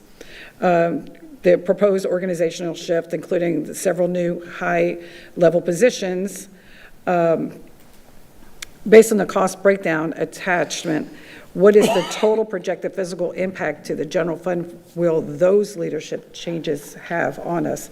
And if you get those, if you could send those, I would appreciate that. Yes, I'm happy to answer that. And that'll be actually in our presentation later, but it's attached executive content. It's actually the opposite. We'll be donating back about $100,000, and the breakdown of exactly what those are is in your executive content under the org piece for you all as board members. Because we share the actual savings, but we always want you to have the breakdown of those specific positions as well. So if you look under executive content in the item that we have in the workshop, you'll see that breakdown. It'll be there for you. And Item 8 on today's workshop. Not this, because we're not going over that now, but I will be going over that in just a little bit. I think we have one other item before that, and I'll draw attention to that specifically. Okay, thank you. My pleasure. I appreciate that. Thank you. Okay, anyone else? I think Ms. Giovanelli. Thank you so much. So one of my questions is, when was the last time we dipped into our capital fund to give to our general fund? Typically every year. If you go back to slide, let me see here. Slide 4. I think. Or five, I'm Five sorry, on it's mine, on yep. slide 5. You can see at the very bottom the transfer from capital and the amount that has been taken each year. And so it is important to note, though, that the transfer does include PICO funds, PICO capital funds for charters. It makes up a portion of that each year.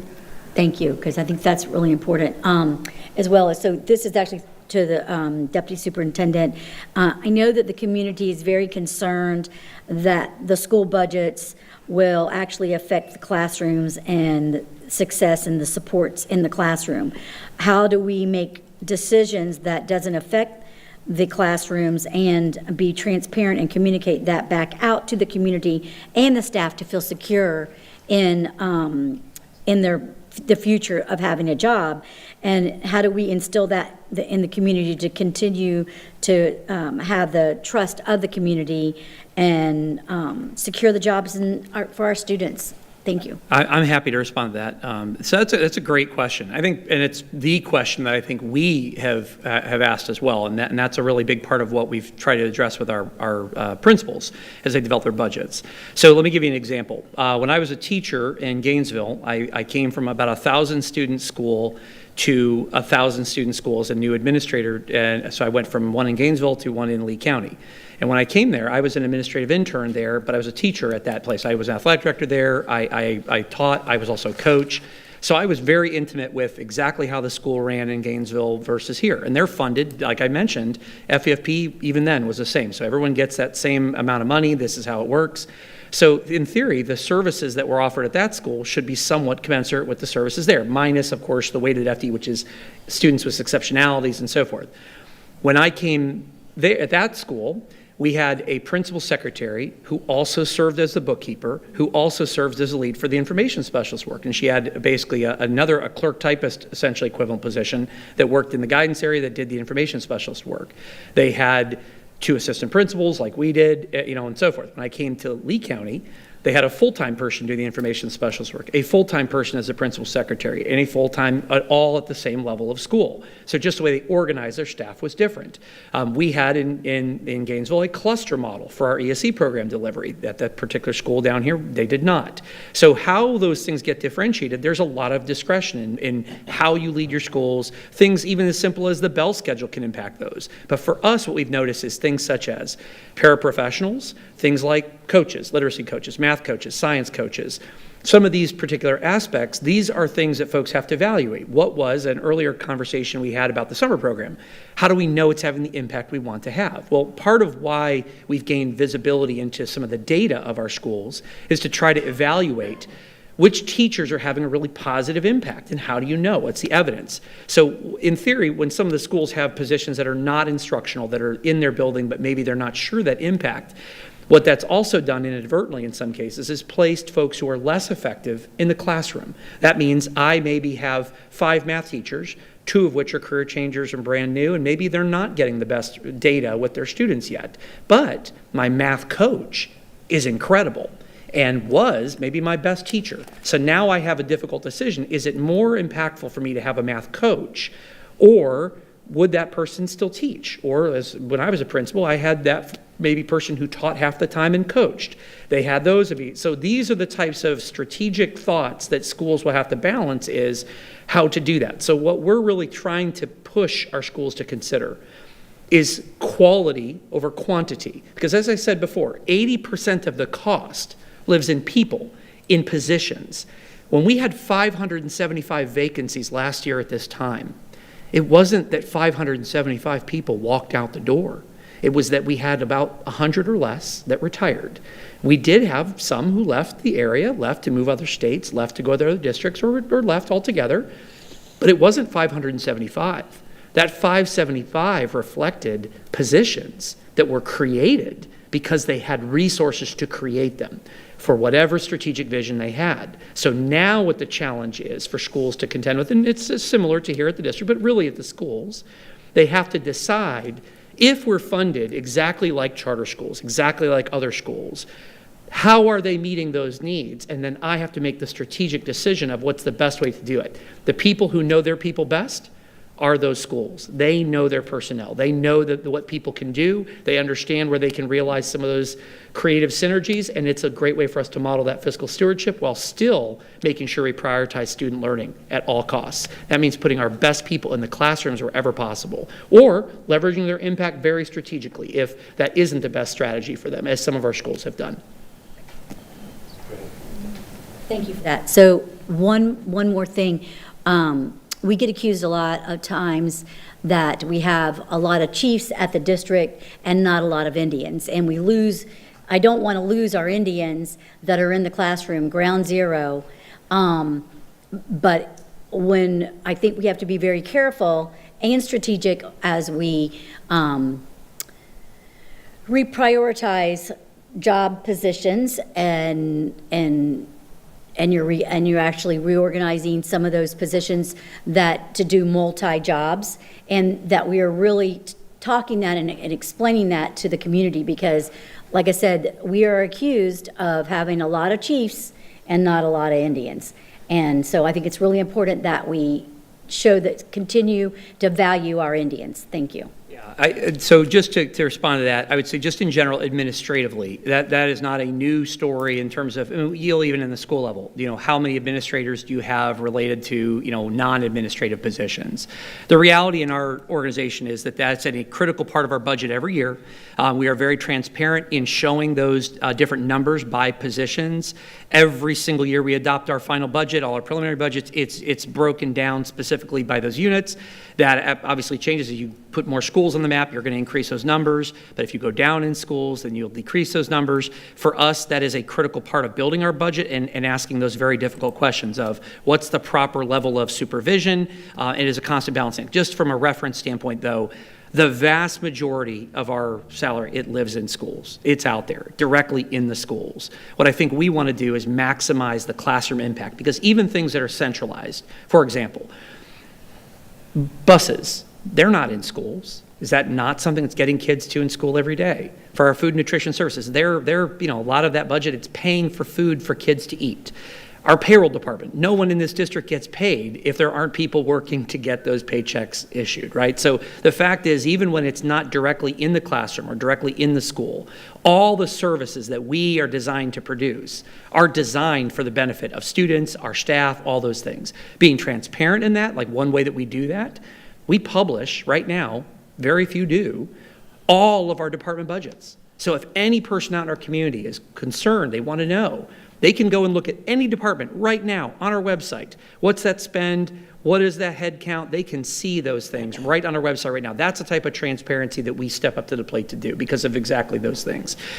In every administrative thing we bring forward to you, you'll always see a net reduction. That's why we're doing that, a net reduction for you all, so that you can know we're not saying let's spend more money, let's save money. So thank you for that. Let's have one meeting, please. Okay, and that's it. Thank you. One more,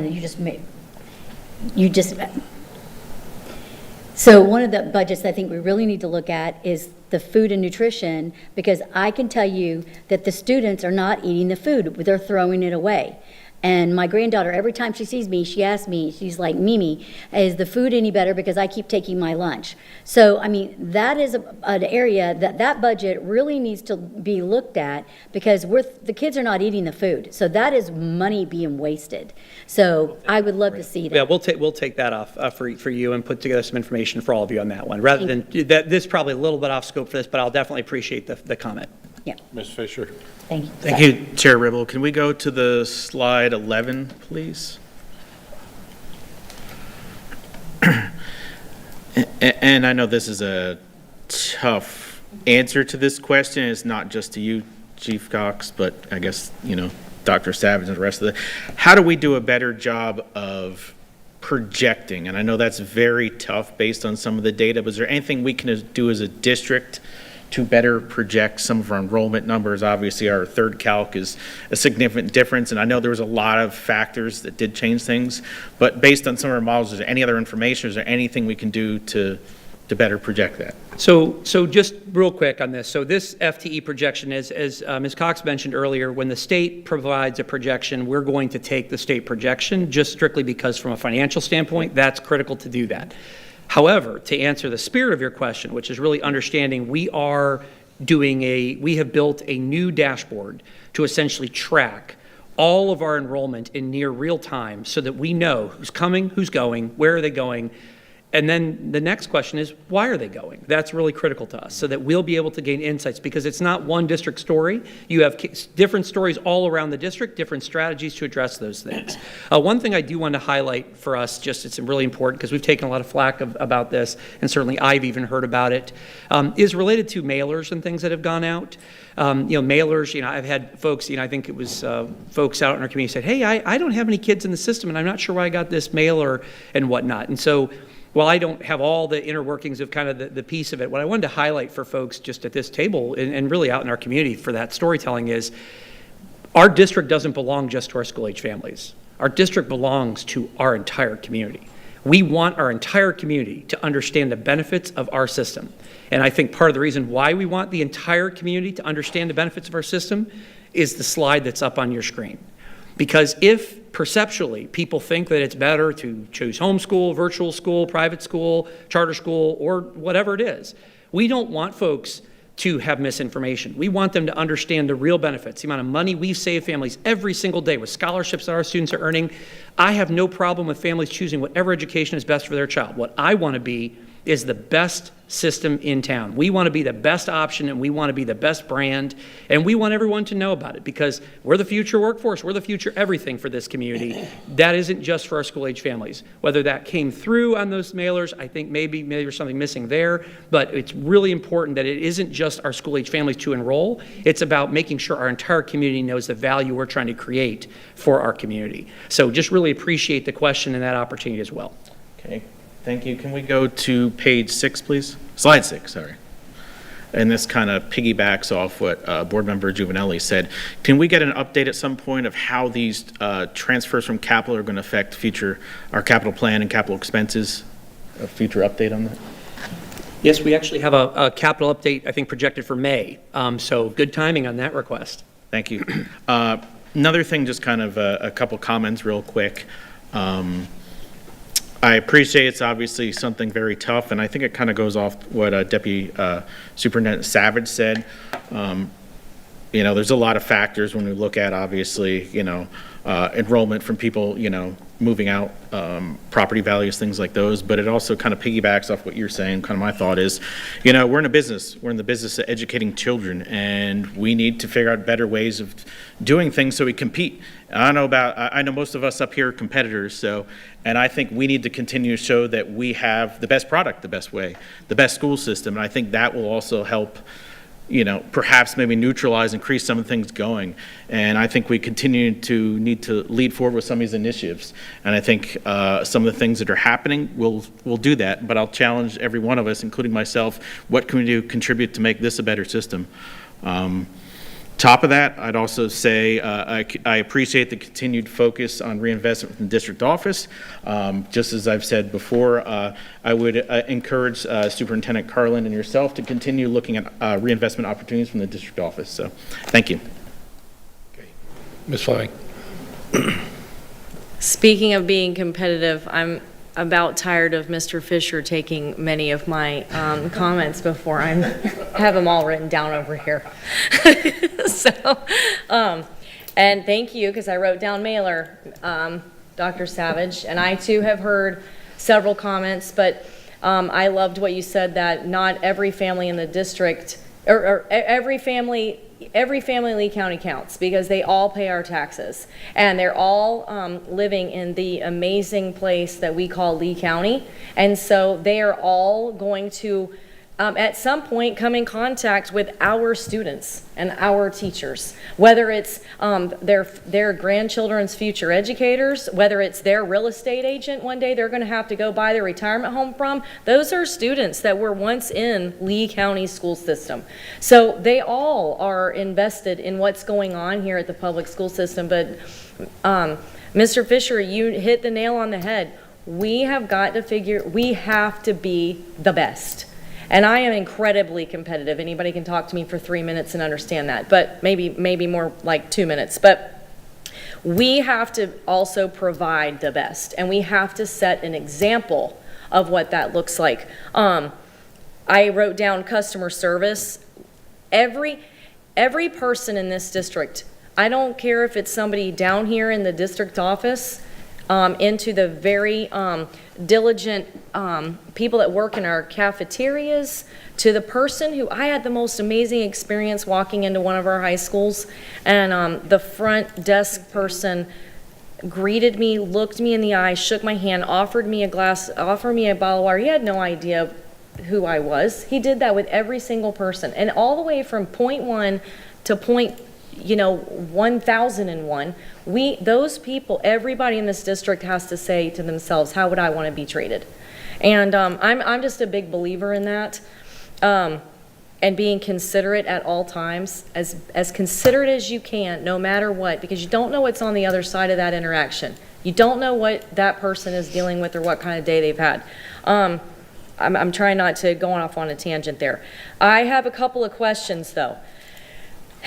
With this new budget, and I'm not sure who can answer this question, but we have some very,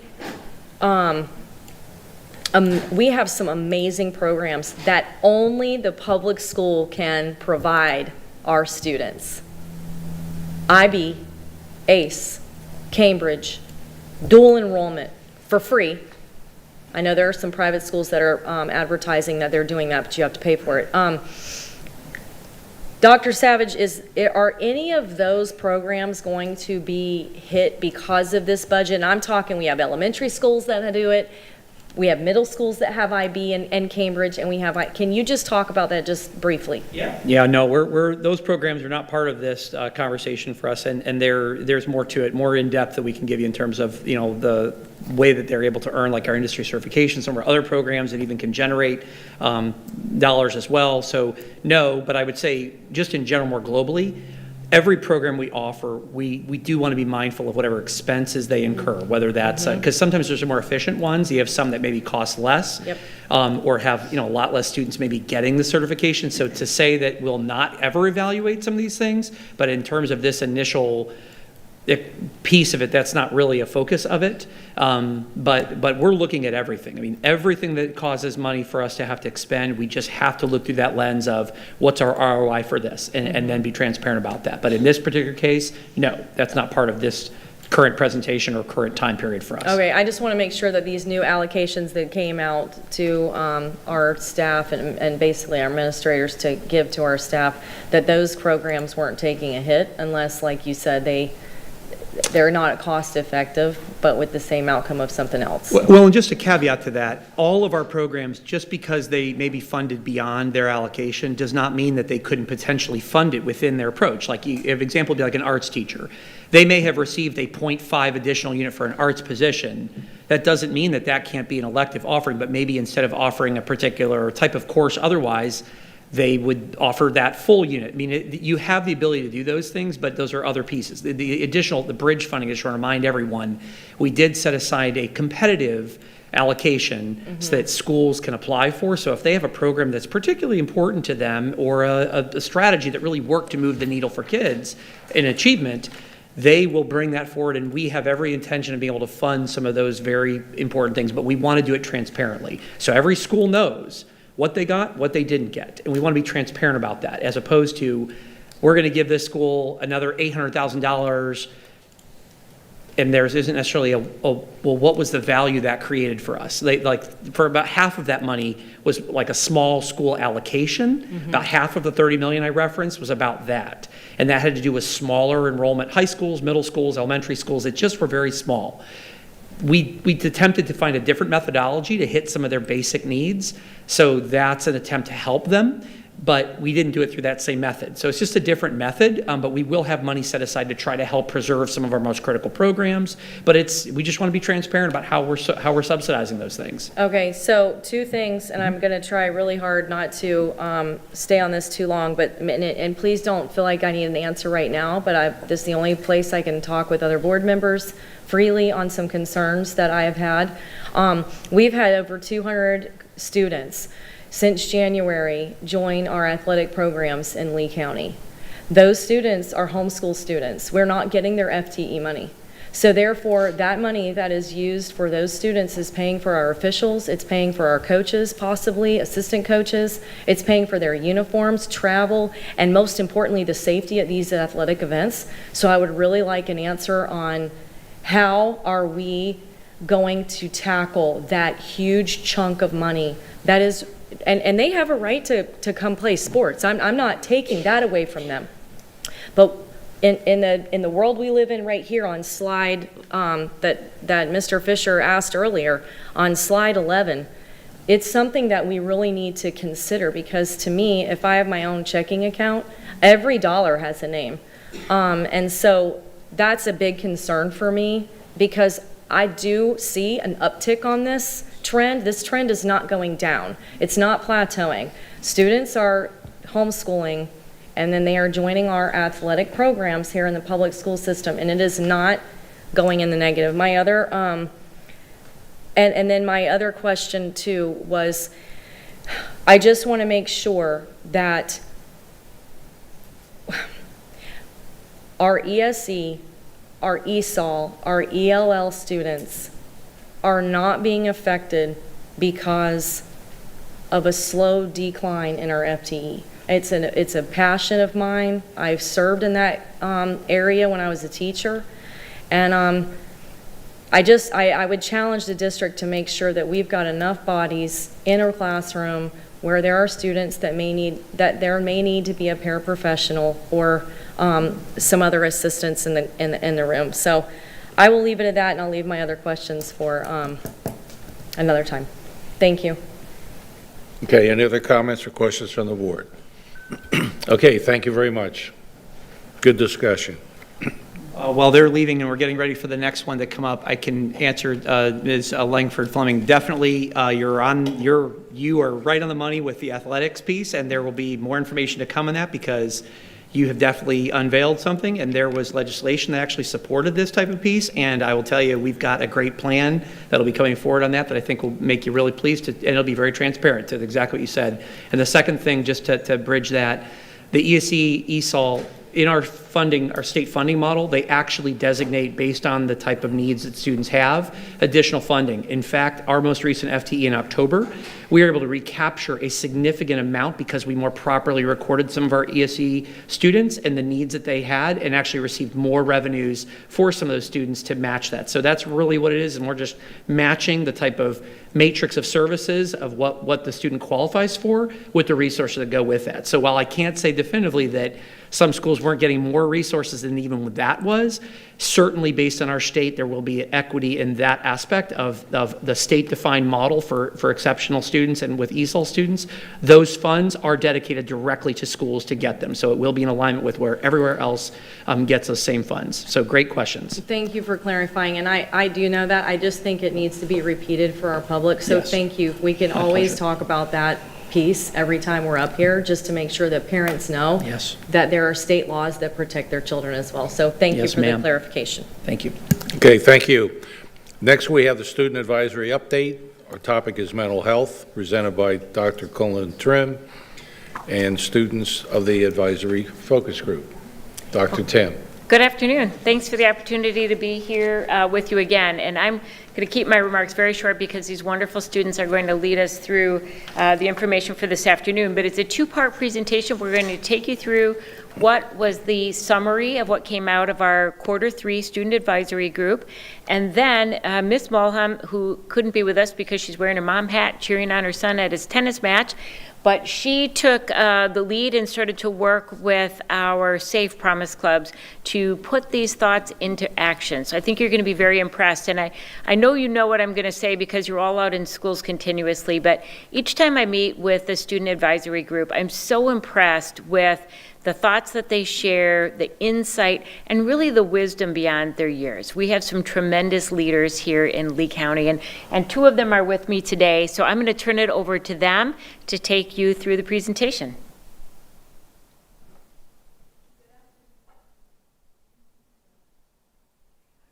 Good afternoon, Chairperson, chairperson, school board members, deputy superintendent, and district leaders. My name is Samira Chediak, a 9th grader at Gateway High School, and I will be representing the Student Mental Health Services Advisory Group and Leadership Team. My name is Amaya Tho, Okay.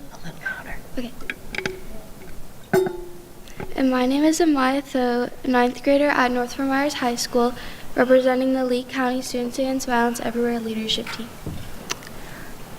The purpose of our advisory group was to gather more information and more student perspectives on what's working currently as of our Lee County district, what needs improvement, and what next steps we may consider.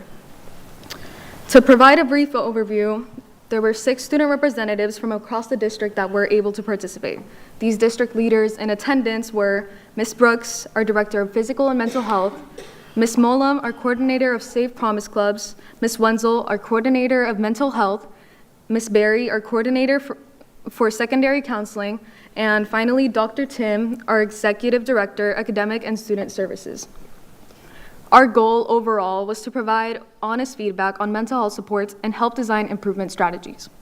Now, Ms. Brooks provided an overview of current district services to ground our conversation. A summary of what we were able to gather. We started off with a list according to awareness and access. There is a clear demand for students that need to know their counselors, but in some instances, students are not always aware of their full mental health team that our district has provided. There is a need for clearer visibility, including posters, team introductions, high traffic spaces, and online platforms. Now, we also gathered that there is a need for staffing and capacity. Our counselors are oftentimes and many times highly valued, but also overextended. Students support multi-role mental health and physical health team to meet student needs.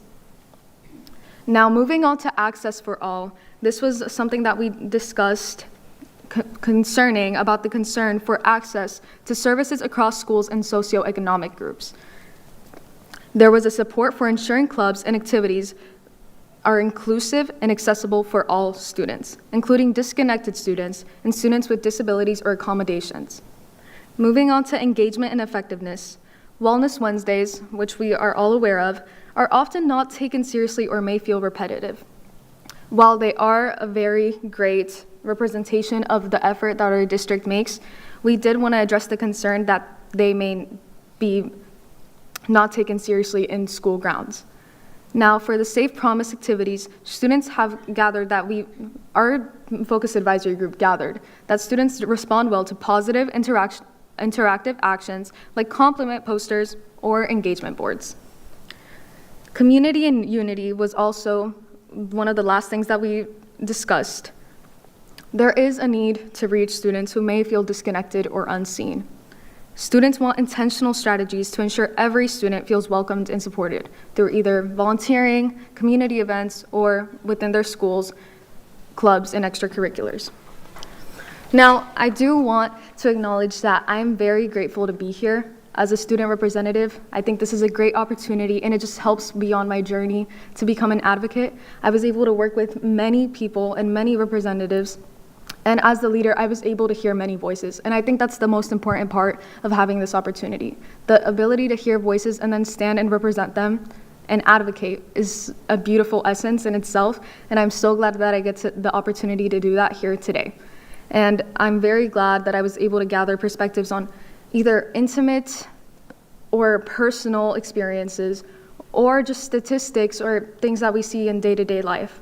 And with that, we were able to conduct all of this information and be here to properly present them today. So thank you. Next, I will be talking about the upcoming initiative Safe Promise Clubs created, which is Strong Minds, Safe Schools. Our launch is in May, which is Mental Health Awareness Month. The purpose is to increase student awareness, comfort, and access to mental health support. There will be pre/post student questionnaire, which will measure, do you know your counselor? Do you know how to access mental health support? And are you comfortable with asking for help? We created a 4-week rollout plan.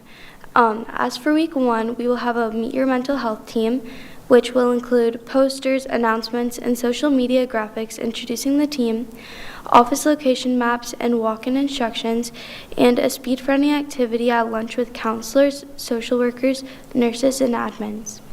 During week two, which will be Break the Stigma, there will be a myth versus fact campaign, question boxes for student concerns, and a district-wide Green Out Day with mental health and suicide prevention resources.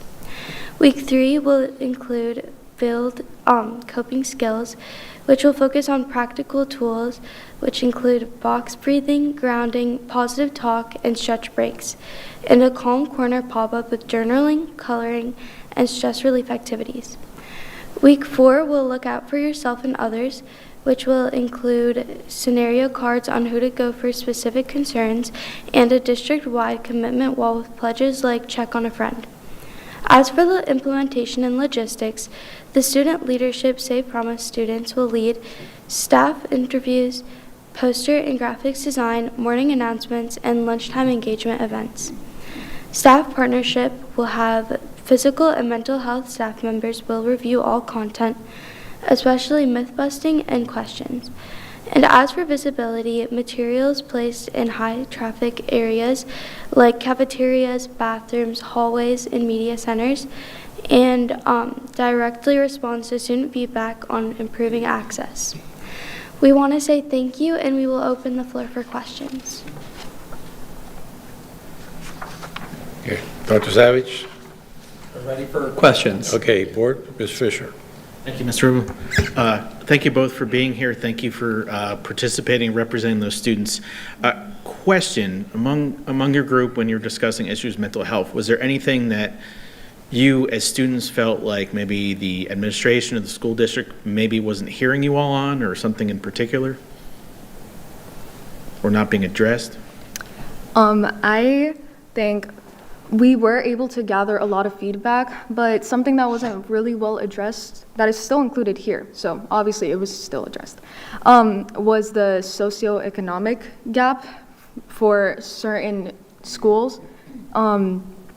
I feel like that's a very transparent issue, and it's also something that we can take into consideration, that not many schools are comparable within their activities and their opportunities that they have for building career, mostly prioritizing high school, since many students that are looking forward to college or certain career paths, they may lack availability due to their school and their school opportunities. So that is what I am referring to by socioeconomic gaps. Thank you. Thank you for your feedback. We appreciate it. Okay. Vanessa? Thank you for coming and thank you for sharing. You guys did a great job. I know Wellness Wednesdays was brought up, and it's something I hear about from my middle schooler, and kind of aware going into. What is the thought, or was there a recommendation of a different approach from your peers or your groups of how to move forward with that in a better way? So what we gathered on Wellness Wednesday was that instead of prioritizing a more research or informational approach, we want an interactive approach. That is why we incorporated the Save Promise Club. We gathered statistically and also, as stated, personal experiences. I myself as a student can relate. So Wellness Wednesday is very informational, but there was an approach that we want to aim towards of a more interactive, as stated, boards, posters, and activities as such. So Thank you. More of a peer-to-peer versus me just getting information during the news update. Yeah. So in thoughts of that, I guess, when moving forward or with the clubs that are there, in order for that peer-to-peer, it would have to almost be like an after-school club conversation, because there isn't that time during the day where you could kind of have a breakout to have those conversations for Wellness Wednesdays, I guess, right? So you're saying with the Safe Clubs, that's kind of where those conversations would happen peer-to-peer? Is that the thought? And I'll jump in and add there that there is a representative group looking at Wellness Wednesdays with students and with staff, but certainly the Save Promise Clubs are interested in that partnership and informing that work. I got one more. As far as this rollout for May, which I think is awesome, and there was a mention of surveys and all those pieces being done, since there's no phones during the day, right? Social media, kind of those pieces and information. how would those surveys be distributed? Is it something that's going to be pushed out through like Google Classroom, through Chromebooks? Like, how is that information going to be collected from the students? So, usually there will be like a grade level Google Classroom. So students will make the forms and then they will be posted in the grade level Google Classrooms for students to fill out. And then we'll take back the feedback and know what we can change and what we can fix for next time. Awesome. Okay. Thank you. Good job.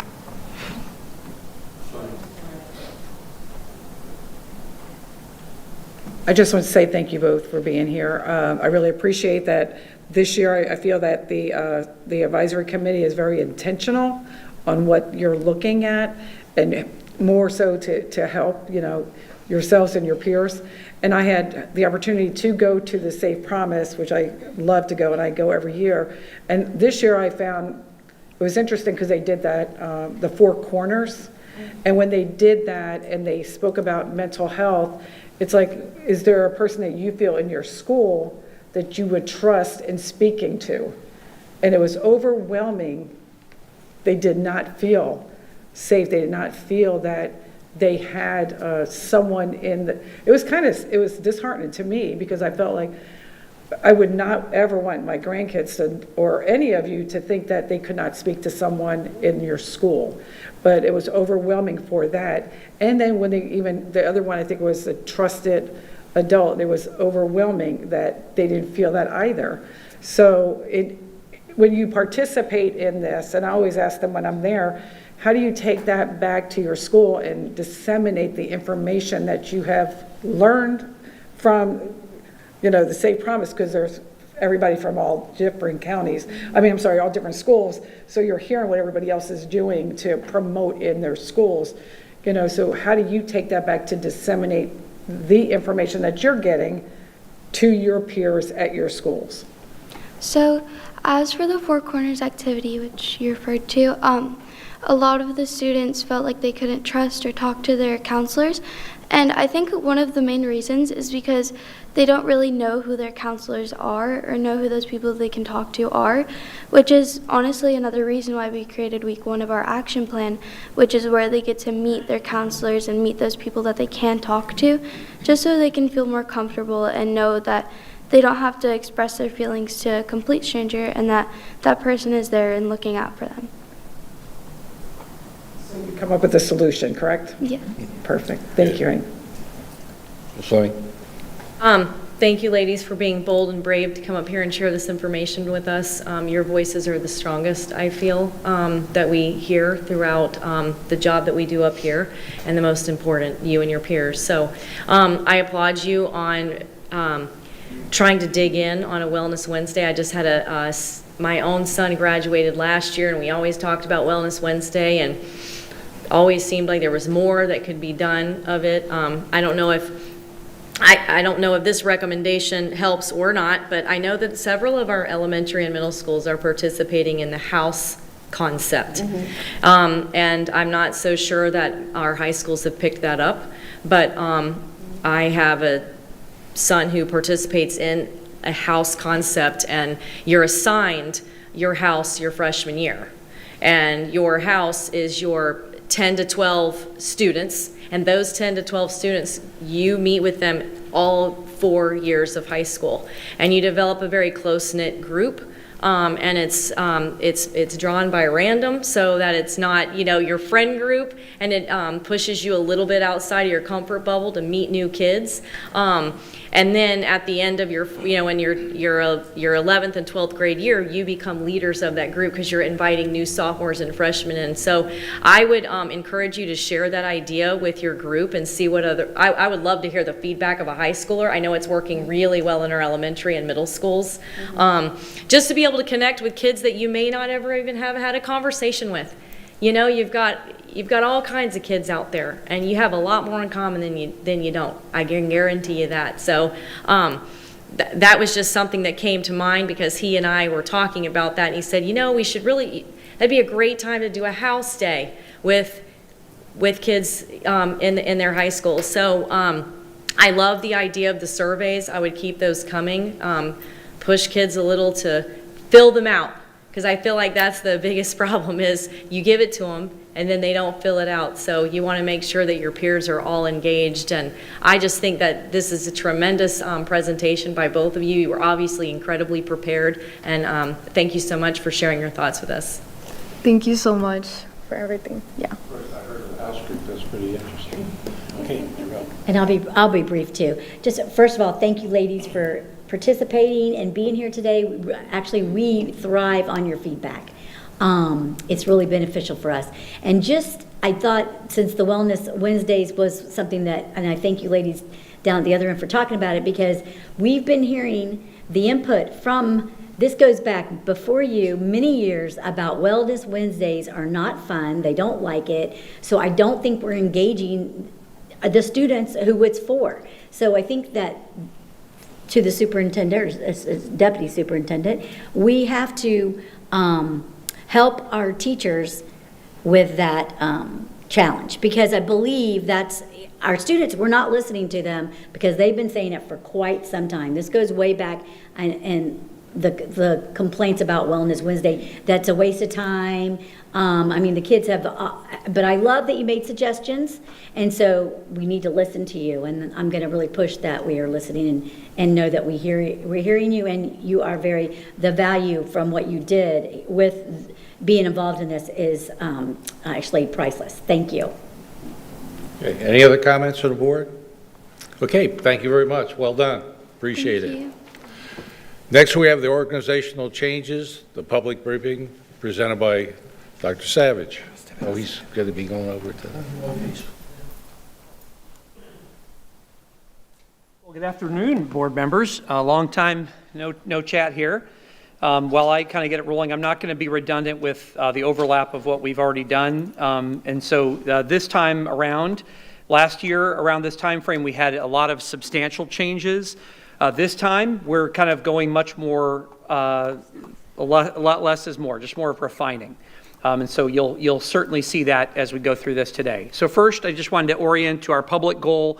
Privately, this is where we've been trying to, to Member Langford Fleming about being competitive. We want to be first place. We're tired of being ninth place. We used to be second place in the Big Ten way back when I was a brand new administrator here in Lee County. We were, and then for some time after that, we were number 2 in the Big Ten, if you can believe that. And we've been on a steady decline since those days. And so now we're 9th out of 10th. We'd love to climb back up the leaderboard to be first place. And so we just kind of want to highlight some progress that we've already made this year. So you can see the PM1 is when they start. So it's essentially like the pre-test for the year, but we noticed in our grades K through 2, which now in our state, we have progress monitoring for that. We're already trending higher in the PM2 for language arts before. So will we beat the third? It's hard to say. You never know for sure, but we're already trending in a positive way. We'll find out in the month of May. Our grades 3 through 5 ELA, we came in, and again, we're trending higher than where we were before a year ago. We were at 33% the PM2 mid-mark, and now we're up to 39%, so again, trending higher in grades 3 through 5. Grades 6 through 8 in middle school, again, you notice the trend. You're seeing this increase, which we're excited to see that increase as well. And then lastly, but not least in ELA, grades 9 through 10, you'll also notice that increase. And so again, all very positive trends. So we're not looking to scrap everything. We're just looking to continue to move. What else has changed? Well, our administrators and our coaches are far more visible in the classrooms than they've been. While teaching can sometimes feel like a private act, the reality is it should always be a collaborative endeavor. And so part of we do that is engaging in professional conversation. And so right now, this year compared to last year, we've logged over almost 14,000 classroom walkthroughs compared to where we were in the prior 2 years. That's significantly more than those years combined, which is exciting to see that. Now, again, we're always trying to improve the quality of that benchmark aligned walkthrough. And really what those benchmark aligned logs are looking for is the rigor of the task matched to the rigor of the benchmark. And that's critical for us to be looking for that so that the work our students are working on is the proper level. What we're seeing is a huge reduction that I mentioned earlier in terms of students that had a TBA as their teacher. this dramatic reduction in that piece throughout the year. And this is really critical for us because while we've talked about it, it's about quality over quantity now. So while we have lots of staff here and we're down to those few vacancies, we really want to eliminate where teachers are being taught by a temporary staff person, by a person who really that isn't what they want to do all year for the full year. And so that's critical as well. So we've dramatically reduced that from where we were just a couple years ago. The other thing we know is we had celebrated our record high school graduation, but we're already trending higher than where we were last year when we hit our record numbers. And so 11 of our 15 traditional high schools are projecting higher already than where they were, as well as our charter and alternative, all of which get rolled into our district graduation. So we really wanted to give you that increase. The other piece, as I mentioned earlier, we also wanted to show what our increases were in terms of our average compensation related to the state FFP increases. So you can see that in all cases here, we have done very well to keep being as competitive as possible from a compensation standpoint, in spite of where we've been as a state, that we have not seen those big increases coming into our revenue, and yet we have continued to do this. And that is why what drives tension to this critical business problem we talked about earlier. The other thing we mentioned, again, not enrollment, but our unweighted FTE, you can see that very big stark change from fiscal year 25 to 26 in terms of the going down in our FTE, which is critical because that's, of course, how we're funded. So this year, because of all the progress we're making and all the excitement that we have, we're not looking at a major overhaul. We're just looking at minor adjustments. And so while we have these significant improvements in terms of outcomes, we really want to ensure that we are demonstrating increased fiscal stewardship, while still acknowledging that our neighbors to the north and south do not make it easy on us. Charlotte County and Collier are very competitive from a compensation standpoint. They, of course, do levy additional millage, and we are trying to be competitive in spite of that. So we want to try to be better at compensating in spite of the fact that we don't have the same revenue coming in that they do. And that proves that fiscal stewardship if we're able to do that. Things like our incentives that we did, that's a way of thinking differently to try to help make sure we're putting students first. Then we talk about, how do we also, something that we have to continue to do, you've heard it throughout the presentations today, our level of engagement with our very diverse community. Are we talking to folks enough? We talked about, you heard it through the DAC presentation, related to how engaged were our families, related to the clustering of ESE. While we know that's a critical business thing, and it is actually best practice, and it's a great opportunity to be strategic and effective at a cost-effective price point, how are we engaging with that? There is a constant desire as a district when we're tackling these incredibly complex things like the budget overview we had earlier. How do we make sure that our communication is truly as strategic as it possibly can, and how is our engagement more? How are we making sure we're reaching more people, engaging more people in this? And so that's something we never want to stop doing, and that's our entire community. And then last but not least, and this is, again, a business type of problem. So Member Fisher said earlier, trying to run like a business. How can we reduce cost while improving the quality of our services? How can we find a way to get tighter with our belt, but provide more value to our customers? These are the four things that we're trying to accomplish with the work that we're doing. Our recommended shifts are to organize our school supervision to elevate quality and consistency across all of our schools. While certainly all of our schools are different, our regions are different, the needs of some of our students are different, there are certain non-negotiables of quality that we expect. And that increases that, whether it's our principals, we want them to be of a certain level of quality, we want all of our leaders to be at a certain level of quality, whether that's supervision, management, or instructional leadership. We have to have that common standard that high quality teaching at one school is not a completely different definition of high quality learning at another school. It's necessary. Just like Member Langford Fleming mentioned earlier about customer service. We can't afford to have one school have an incredibly high quality opinion of customer service and another one not quite there. Just like we would never tolerate it for safety. Safety. We don't allow one school, we will not allow one to be less safe than another. That's why we did our deployment of some of our safety protocols for all of our schools. So it's really about establishing non-negotiables for quality and consistency across our schools. That's one thing we want to organize through recommended shift. The second thing we want to do is share our story of improvement proactively.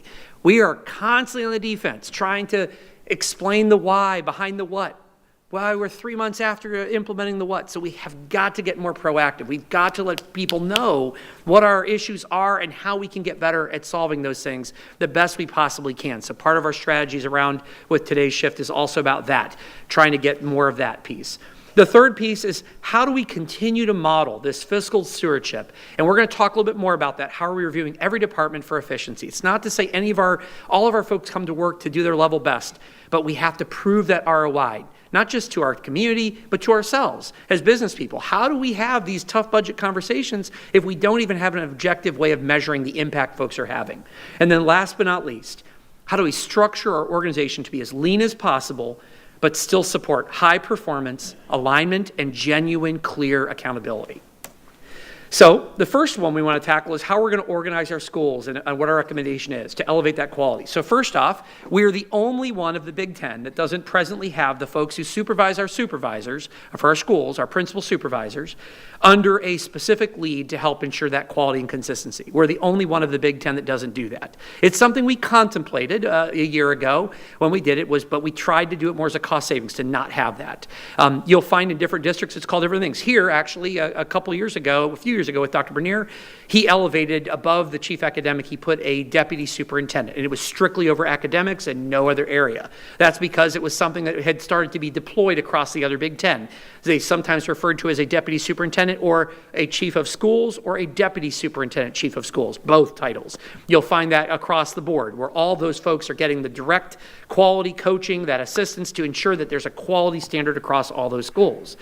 What this also does is achieve an executive narrow span of control. So for those who are unfamiliar with organizational leadership, a narrow span of control is the term of art that is used to explain a proper level of supervision for highly complex type of work. And so this honors, and that's why it's not coincidence that the other the other 9 of the Big Ten do this. It's strictly a matter of aligning with best practice around a narrow span of control. And that's also something you'll find even in the business world. Anyone who's worked in Fortune 500 or so forth, that you have narrow spans of control for the most complex leadership assignments.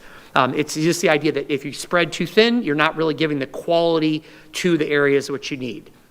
Last but not least, in the top row, we're just really trying to honor the regional differences because we recognize that our communities are different and they have, in some cases, different legitimate needs.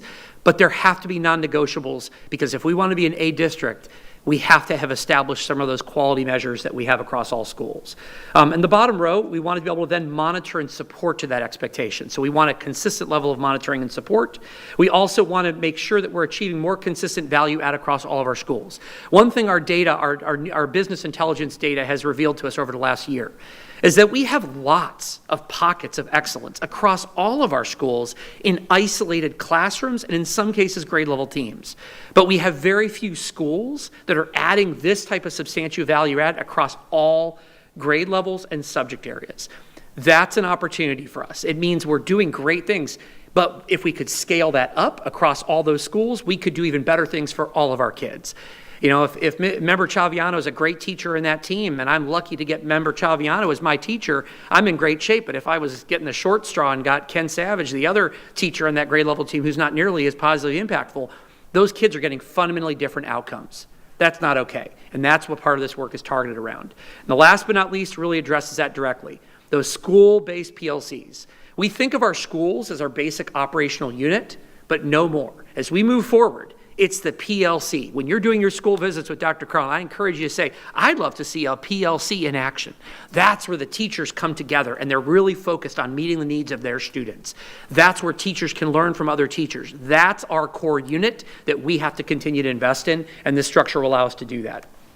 The next piece we want to share is our story of improvement proactively. This is something I think you members probably know better than anyone because you're out talking to folks. You're out there having to clear up misconceptions. You get to hear about people who are wondering why we're doing what we're doing, or they're upset about big decisions that are being made because we haven't really been able to get our story out there, or we haven't anticipated some of the misinformation that folks may have.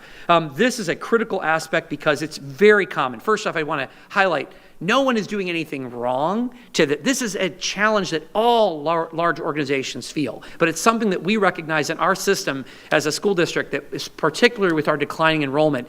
We can't afford not to be speaking to our entire community in this way. We have to get our story out there. And so this structure that we're recommending is not actually a new structure to the school district Lee County. It's actually a structure we've had before, but we're trying to do it at a more limited cost point to what we've done in the past. In the past, we had a chief level position supervise these same areas. What we'd like to do is actually reduce that below to a senior director level of role, and that's something that we're doing at a lower cost point. And we think we can do it at a lower cost point than what we did before and actually get better outcomes. Next, at the bottom, we're in a competitive market. I mean, that's just the reality. We are no longer in a situation where we are looked at as people just have to come and this is where they get to go. We have got to look at ourselves and aggressively market like a business. We are earning the trust and the business of our community. And then last but not least, we have to demonstrate this ROI both internally and externally to all stakeholder groups. We want everyone to be able to know what's going on for our district, not just the families and the students that engage with our services and our employees. So moving on to the third area, talking about fiscal stewardship, this recommendation is to take what is currently 3 executive director positions, one of which is vacant, which we've been holding on for that ever since we noticed a declining enrollment since the beginning of the year. We also have 1 director position that is filled here, and we would be transposing these 4 positions into 3 positions, which would remain 1 executive director, 1 chief, 1 senior director. We would not be doing any new hires. We would simply be reclassifying existing people. The total net savings returned to the district would be almost $100,000 of positional savings. For the actual breakdown of those, that's included in your board member executive content, so you can see the exact positions and so forth. And again, as I mentioned, these are not bringing any new people into the fold. This is just reclassifying existing people that we already have. And so that's that piece. What we would do to kind of highlight the executive director position that remains will be leading for us, really on my behalf, some of the most important work in the district in terms of the fiscal stewardship. They will be going department by department with a third-party team that we've brought, because you need, in order to do this work, you have to have folks who are IT, you have that understanding of how to optimize IT, folks who've done this type of work competitively with other organizations, not just school systems, but districts and organizations, to try to lead this efficiency work. And basically over the next 8 to 12 months, they will be going every single department in the district corporate central office side here, and we'll be reviewing that work. And then we'll be providing quarterly outputs to the board to kind of let us know on how that's going, related to analyzing headcount, spend, and processes, where we'll be talking about right-sizing where needed. This, again, sadly, it's a very difficult thing, and we know that it involves people and positions. As I mentioned earlier, 80% of our cost lives in people. So whenever you're talking about trying to find efficiency, you are talking about analyzing positions. Analyzing maybe the management structure. Is this the right level of leadership needed for that? Is it the right amount of headcount? Benchmarking against other industries, benchmarking against other districts so we know the headcount that other districts have. Doing that as transparently as we can, but that is not a fast process, but it's a necessary process. And then last but not least, we want to basically take our organizational structure to support high performance, alignment, and accountability.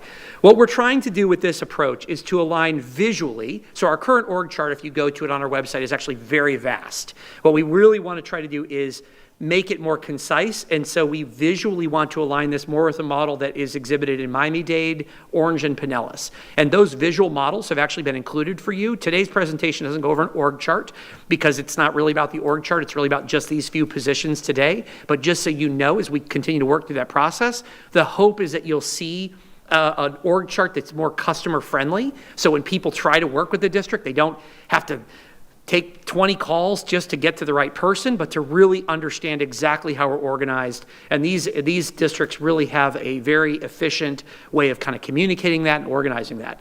The second piece, as I mentioned earlier, we're really trying to narrow our span of control in alignment with higher performing organizations, not just school systems, which of course all the other 9 of the Big Ten have that span of control more organized to what we're actually trying to replicate, but really just in general, high performing organizations at all, having that span of control that is proper for the level of complexity in these roles. And so then the last thing I just want to mention is that substantively, We're just trying to match what the other Big Ten do as well in this aspect. None of them do it exactly the same way, but we will now more closely replicate, particularly in our supervision of schools, with a very similar model to what everyone else will now do that we have not presently done. That said, I know that was quick, but I wanted to go through all that material for you, and I stand ready now for any questions, comments you may have related to the work. Okay, questions on the board? Debbie? Thank you. I guess my first question would be, you showed us the savings. Yes. When you take those down to the 95, what would be our savings if we just omitted those and just kept what we have? Right, but then we would experience no savings by keeping the current people in the current positions and all they have with all the budgeted positions. We would experience no savings at all. This is a return to the district of about $100,000. That's our recommendation, is to actually return the money to you. We presently have, obviously, folks in different jobs presently. So if we were to just, I'm not sure I'm understanding the question beyond that. So I thought we had one that's been sitting there empty. So if that one just disappeared. Well, it's in our budget. That would actually be a planned cut of that position. Correct. That's not our recommendation today. But if that were the recommendation, then I could, it's actually in the sheet, just look at one of the positions, and that would be, you'd see what that is. Okay. But then we would achieve none of the objectives that we've talked about here as well. Okay. So if you were looking at it strictly as that, but from a math problem standpoint, if you look at that same content and you just take one of those positions at the unit value, that would be the cost of just eliminating a position. But you'd, again, achieve none of the strategic objectives that we're trying to achieve. Okay, so then my next question, what we're trying to achieve, to be like the other Big Ten districts, but we only do that in certain things. So how do we choose when we want to be like the Big Ten districts when it comes to organizational charts? Because I know we just had this not that long ago where none of the districts had what we were proposing, but yet we did that, and now we're doing, because they are doing it. Yeah, no, so first off, yeah, great question. So I would say from my standpoint, I think we always review what other districts do, and then we try to understand the value it generates for them. In some cases, we replicate them, and we do exactly what they do, and we have many cases in our district where we actually do what most other districts do, but then we have strategic areas where we vary from that, and that depends on sometimes the leaders, the people we have. Like, let me give you an example. None of the District Big Ten have a business intelligence area. That is one that you only find in you don't find it in many districts throughout the country, but it's been an incredible value add for us. It's allowed us to have data insights that most other districts don't have anything close to what we now have in terms of data. So that's an example of how we've gone different, and we feel that the value's been extraordinary for what that's been able to do for us that other districts don't have. And so that's a positive example. Yeah. We've had other cases where we did, like, for example, the HR transformation from a few years ago, where we did a $1 million increase. We doubled the size of the directors. We spent $1 million that there was no clear plan of where that money would come from. And then when Dr. Carl and myself had to come in, we had to attack that. We're now at a much lower administrative piece because we erased that suggestion of adding $1 million but not having $1 million of actual savings. They were saying it was going to come out of anticipated realizations through PeopleSoft optimizations that did not occur. And so I think that's an example of when people have plans and they say, we're going to do this, it's going to cost us $1 million, trust us, we'll figure out where the money comes from, as opposed to we're giving money back and trying to execute those same types of plans. Yeah, and I agree with you. So we learned from that and we moved on and changed what that looks like. That's right. So why would we not learn from the one where we're combining again when we know that 3 times we've tried that and I really don't think it worked because of the fact that we have 2 different departments, you have 2 different expertise, but none knowing both of them. Yeah. And that's happened 3 times already. I think So it's a great question. that- A great question, I would say very common, and if you were to look across the districts in Florida, school districts, and other entities as well, and so the specific thing that Member Jordan is talking about was communications and government relations, that those are two areas that in some cases are kind of separate areas, but in school districts and in many other organizations, they're often under the same umbrella. In fact, they have a professional association that even addresses kind of both professionals through that work in our state. And so it is a very common overlap, particularly in public entities and in school districts. And in our Big Ten, you do often see that overlap, but not exclusively. There are others where they do keep them completely separate. I would say in our particular case, our recommendation is that we think that that would be a substantial value add. I would argue that we think we can do it at a leaner cost point than what we did before here in this district, and we think that that we'll have the type of leadership that will actually be able to create value for us as well. And I thank you, and I'm just asking because of the fact that we are speaking about money, we're speaking about all the cuts in our schools, the cuts in everything, and again, here we are putting. And I do see that there's that number there of our savings, but when people see that hierarchy again, there's concerns always. So thank you for answering my questions. No, thank you, ma'am. Okay, any other board comments or questions? Mr. Persons. I mean, I support all this. It's the superintendent's job. She was elected by the people to reorganize. I would only push back if it was costing the district more money. Okay, I don't think any of us here really have the knowledge that Denise has as far as of the district. We have a lot of knowledge, but she's been in the organizational part, she's been in all the different divisions, and I'd say, until we see something not working, I'm in strong support of it, as long as it's not costing us any more and it's actually saving us money. So I'm all for reorganization. I've seen it done in many, many corporations. I'm sure Bill has too, and it just works out well. Thank you. I'm not doubting the superintendent. What I am concerned about in my questioning is the fact that, yes, we see a net savings for certain departments, but yet we have DOJ, which we just spoke about, that it's going to come in and go through everything, see how much more we can cut. And that was the question that I had asked earlier, who's getting hit the most with those cuts, and where do we see that? So hopefully I can get that respond. Yeah, so to answer that question directly, we don't, that process begins this month, where that department by department review. Up until this point, a year ago, we did 5% cuts, which was about $20 million. With the budget department has already preliminarily assessed about $6.5 million in reduced spend, and that's just the corporate side of it. I would contest that while the DOJ will be that will be the easy handler name for us to refer to this fiscal responsibility mindset, I think, will be here for the life of our administration.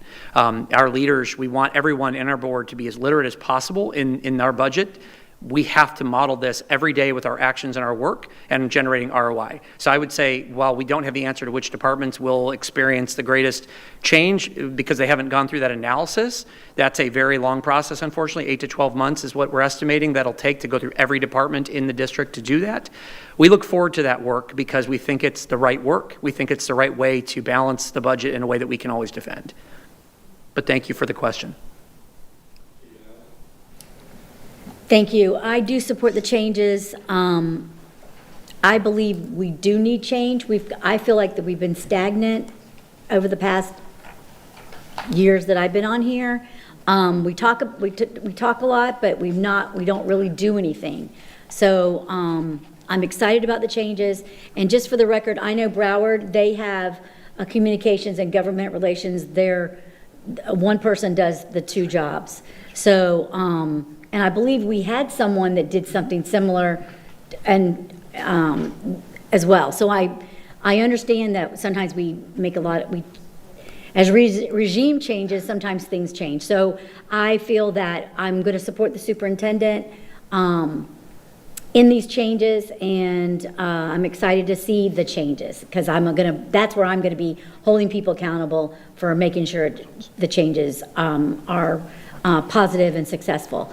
One of the things that I'm kind of excited about that I don't think we've had for a while is a true accountability And I believe in the one position, that accountability is going to, the superintendent can't be all of everything. So I think that piece is going to be key for accountability for those that fall beneath them. So, thank you. Ms. Fisher. Thank you, Chair Ribble. I'm going to agree. I support these changes. I mean, anything that can obviously help us in academics and ensuring that we continue to have an upward climb and be the best. I support that. Obviously, again, like Member Duvenelli said, accountability.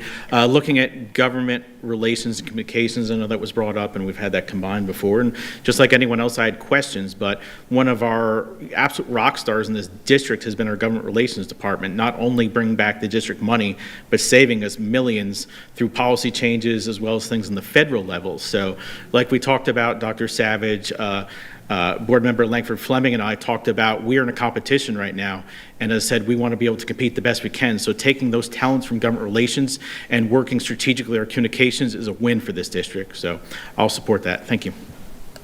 Okay, any other comments from the board? Mr. Schiavano. Chaviano. Thank you, Chair Ribble. So I think we kind of touched on change in regime, kind of change in restructuring and reorging, and I know we've touched on this before, is when a new person comes in, they want to make changes so they have a say. And as Mr. Person said, I don't think there's anyone up here with any more experience or understanding or even background knowledge than Dr. Carlin has of this district. Yes, I've worked in the schools. Ms. Langford Fleming has worked in the schools in one capacity, in one area, in the education. We haven't been on the different lengths and all the different departments and areas there are in this district. But specifically for me, coming from my background with, marketing and advertising, I think communications has always been like I don't want to say a thorn in my side, but it's been a huge pain point, I think, for me and even the community in terms of what is put out there. And I think miscommunication or just a misunderstanding, or us not even doing a great job of just explaining what it is that we're doing and how we're doing it and how we're getting the information out there. We've talked about the mailers, we've talked about all these different things that we're trying to do, and I'm excited that we have this direction with someone as experienced on the other side of it, because there's so many different facets, right? When you're inside here, there's just one view of the district. But this district supports the community, and there's so many different views in our community and so many different households and families and who we serve. And so I think to have an outside perspective coming into this with an understanding of that they have, I think is exciting. I, for one, am excited, especially with communications and how we can compete and do a better job telling our story and what it is that we do, and being more proactive in terms of communication. We had Mr. Tyler up here earlier and DAC and talking about the ESD cluster model and what that comes out. And we have the press puts out something before we can even tell our part of the story 2 days after our workshop. That's frustrating when it's literally our story. So I'm excited, and I, of course, fully support this change specifically, and I don't know, I'm excited to see what happens, and of course that is our job to hold everyone accountable for these changes, and that's exactly what I know I will do, and I'll speak for everyone else. They're excited to hold anyone accountable for it, so yes, that's it. Okay, any more? Go ahead, Debbie. Just for clarification, this is not about individual people, it's about, as Dr. Savage always tells us, the units, which are not people. They're units, it's money.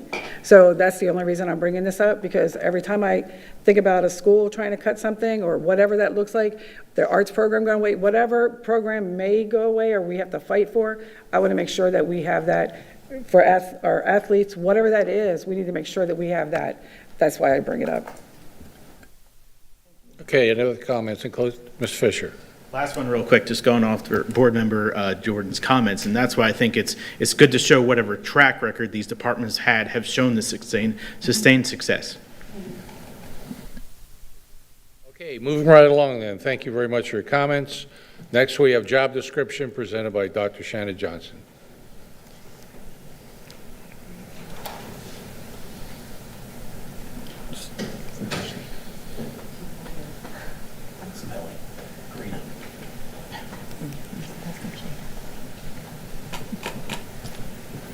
Okay, so she's not.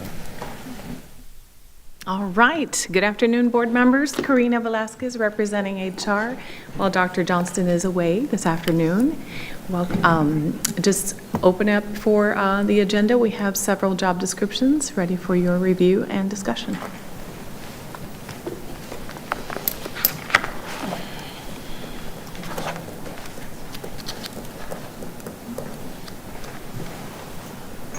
Okay, so you're just opening up from the information that we already received from you, is that correct? All right, any comments on job descriptions? Okay, hearing none, thank you for your sorry, Ms. Persons. I don't have any questions. I just, for the public's viewpoint, that we did go over these in our one-on-ones, all of us, so that's probably why we don't have any. And some of us asked some follow-up questions and got a follow-up answer. So that's why, for the public's knowledge. Thank you. But for the public's knowledge, we all agreed to the job description, so that's why we're not making any comments. So we do support the job descriptions. Great job putting them together, designing them, and now we got to execute the description and make sure the right person's in the right position. Okay, moving right along. Next on the agenda, we have the FSBA Advocacy Committee positions for 26-27, and we have Mr. Armour Persons going to comment on that. Is that correct? I will. We do this on a regular basis, and I think it's a great idea to alternate some different people into these positions. I know I've been on advocacy one time on a committee position, and so I think we should just basically take nominations who would like to do it. Debbie, you're on it right now, correct? I am the alternate for everybody on this board. Okay. Who's our advocacy right now? Vanessa is. Okay. So I just think it's a great opportunity to get involved with the FSBA. So any suggestions or nominations for the two positions? Why don't we start with the advocacy position? That would start in, I believe, June is when it starts. So whoever's on it right now, July like Vanessa 1st. Chaviano, Thank you. will stay on there until June. Okay. Mr. Chair, I would Fisher? just suggest that you take volunteers. Our volunteers, Yeah, okay, we're not that's gonna fine. Take a formal vote, Yes, so. that's thank good you. enough. Mr. Fisher? I was just going to cede to volunteer if Mrs. Chaviano wanted to do it again. No, I was going to actually volunteer to do it again, but. Okay, so we have one volunteer. Ms. Jordan? Well, I'll volunteer myself. If they're volunteering each other, I'll volunteer myself for one or the other. All right. Mr. Fisher? Well, I'm not I don't want it. I was volunteering her and she was volunteering herself. He was voluntolding. Yeah, I don't want it. Okay, well, we have two volunteers right now, so I think we should, So this is on the agenda tonight, so Yeah. we just need to put the names on there. So it's okay, Ms. Chaviano, and the alternate is still Ms. Jordan, is that? have we decided that? I think we need to decide who's going to be the advocacy and who's going to be the alternate. The liaison, right. So, I support Member Chaviano if she'd like to serve in that capacity again. all right. Should we just do a, Just take a consensus if there's. consensus? Thumbs up. Thumbs up for Ms. Chaviano? 2. We'll go with whatever. Okay. Okay, Ms. Chaviano has a majority, and Ms. Jordan will be the, I'm used to being the alternate. know. I'm good. well, thank you, thank you. Because I'm Okay. going to be there. So they're staying the same, right? Yeah. All right, So they're That's staying, done. they're staying the same. Thank you. yep, staying the same. Okay. No term limits on that position. Well, there is, but yeah. Okay. Okay, in conclusion, is that it? In conclusion. Okay.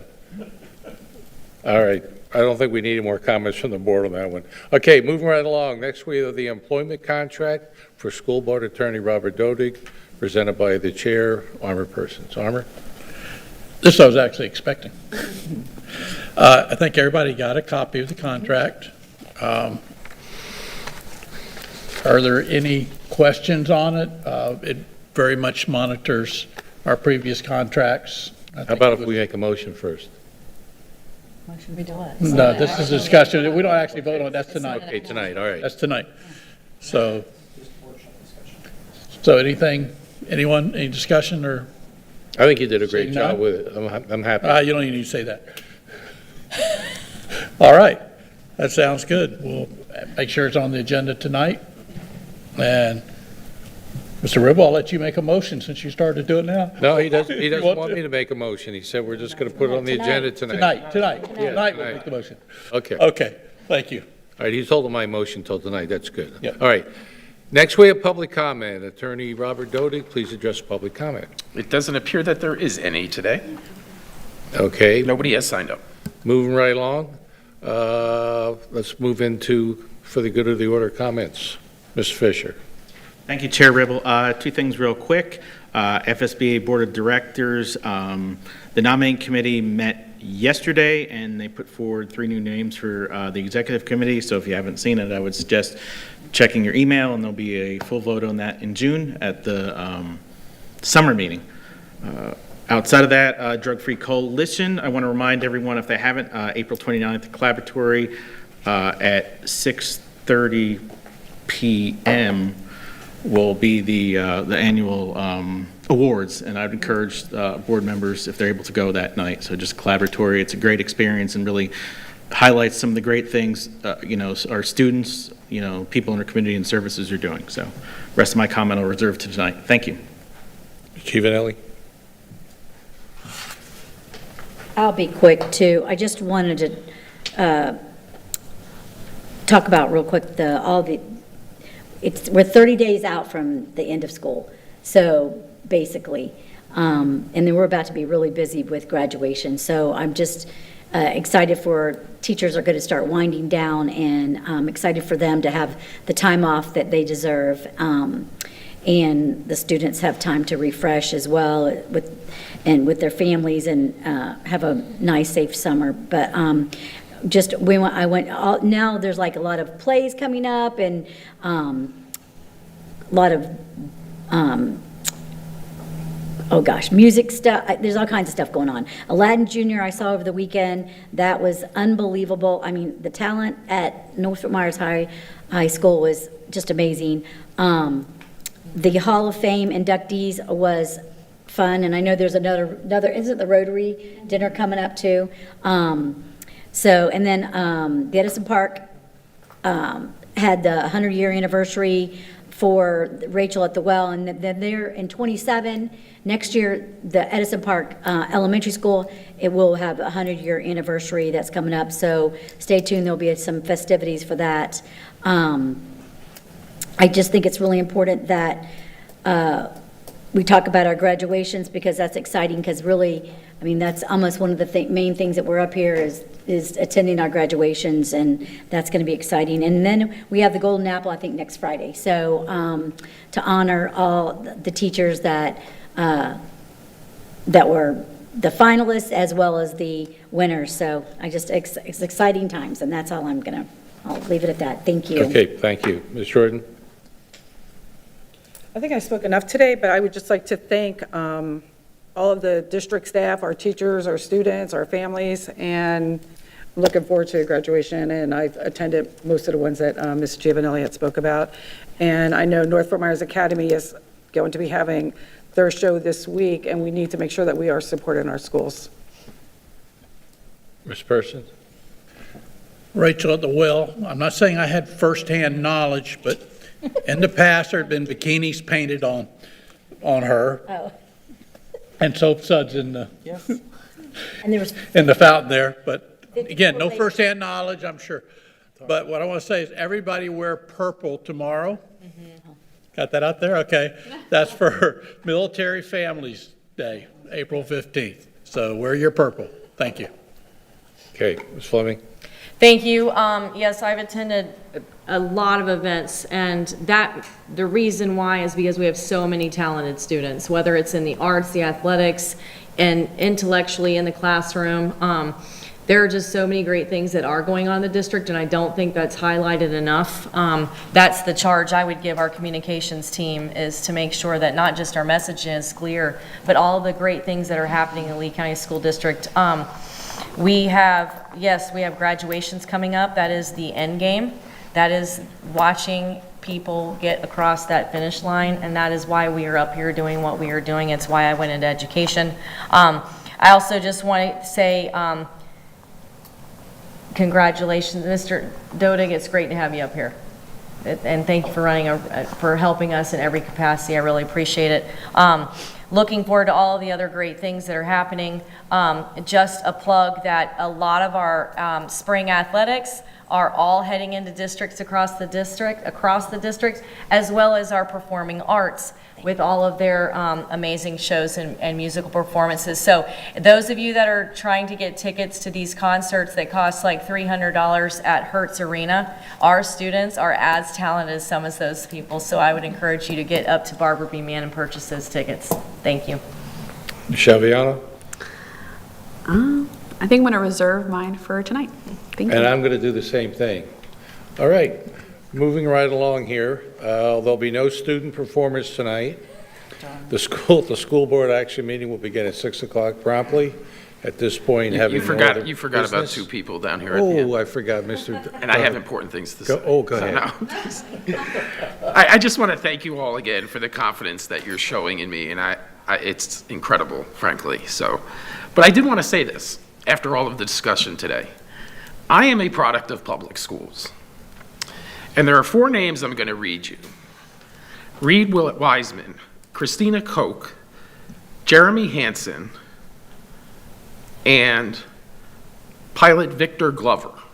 Those were the 4 astronauts that just went around the moon, and they are all products of public schools. And that's my simple message today. Thanks. Okay, very good. Dr. Savage? Yes, just closing a loop. It was actually my speaking earlier.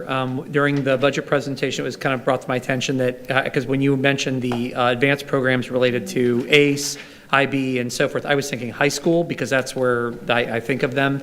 But we actually have kind of middle and elementary versions that are, in some cases, now they don't earn college credit like the others do, so they're technically different, and so just wanted to be transparent with that they're part of what gets evaluated. It's not to say they can't have programs, it's just to say it's not a simple above form allocation anymore, but that's something that is part of that competitive process. So just didn't want to put misinformation out there for you all as well.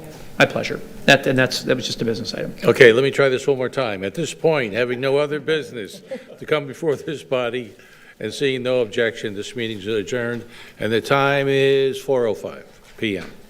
Thank you very much.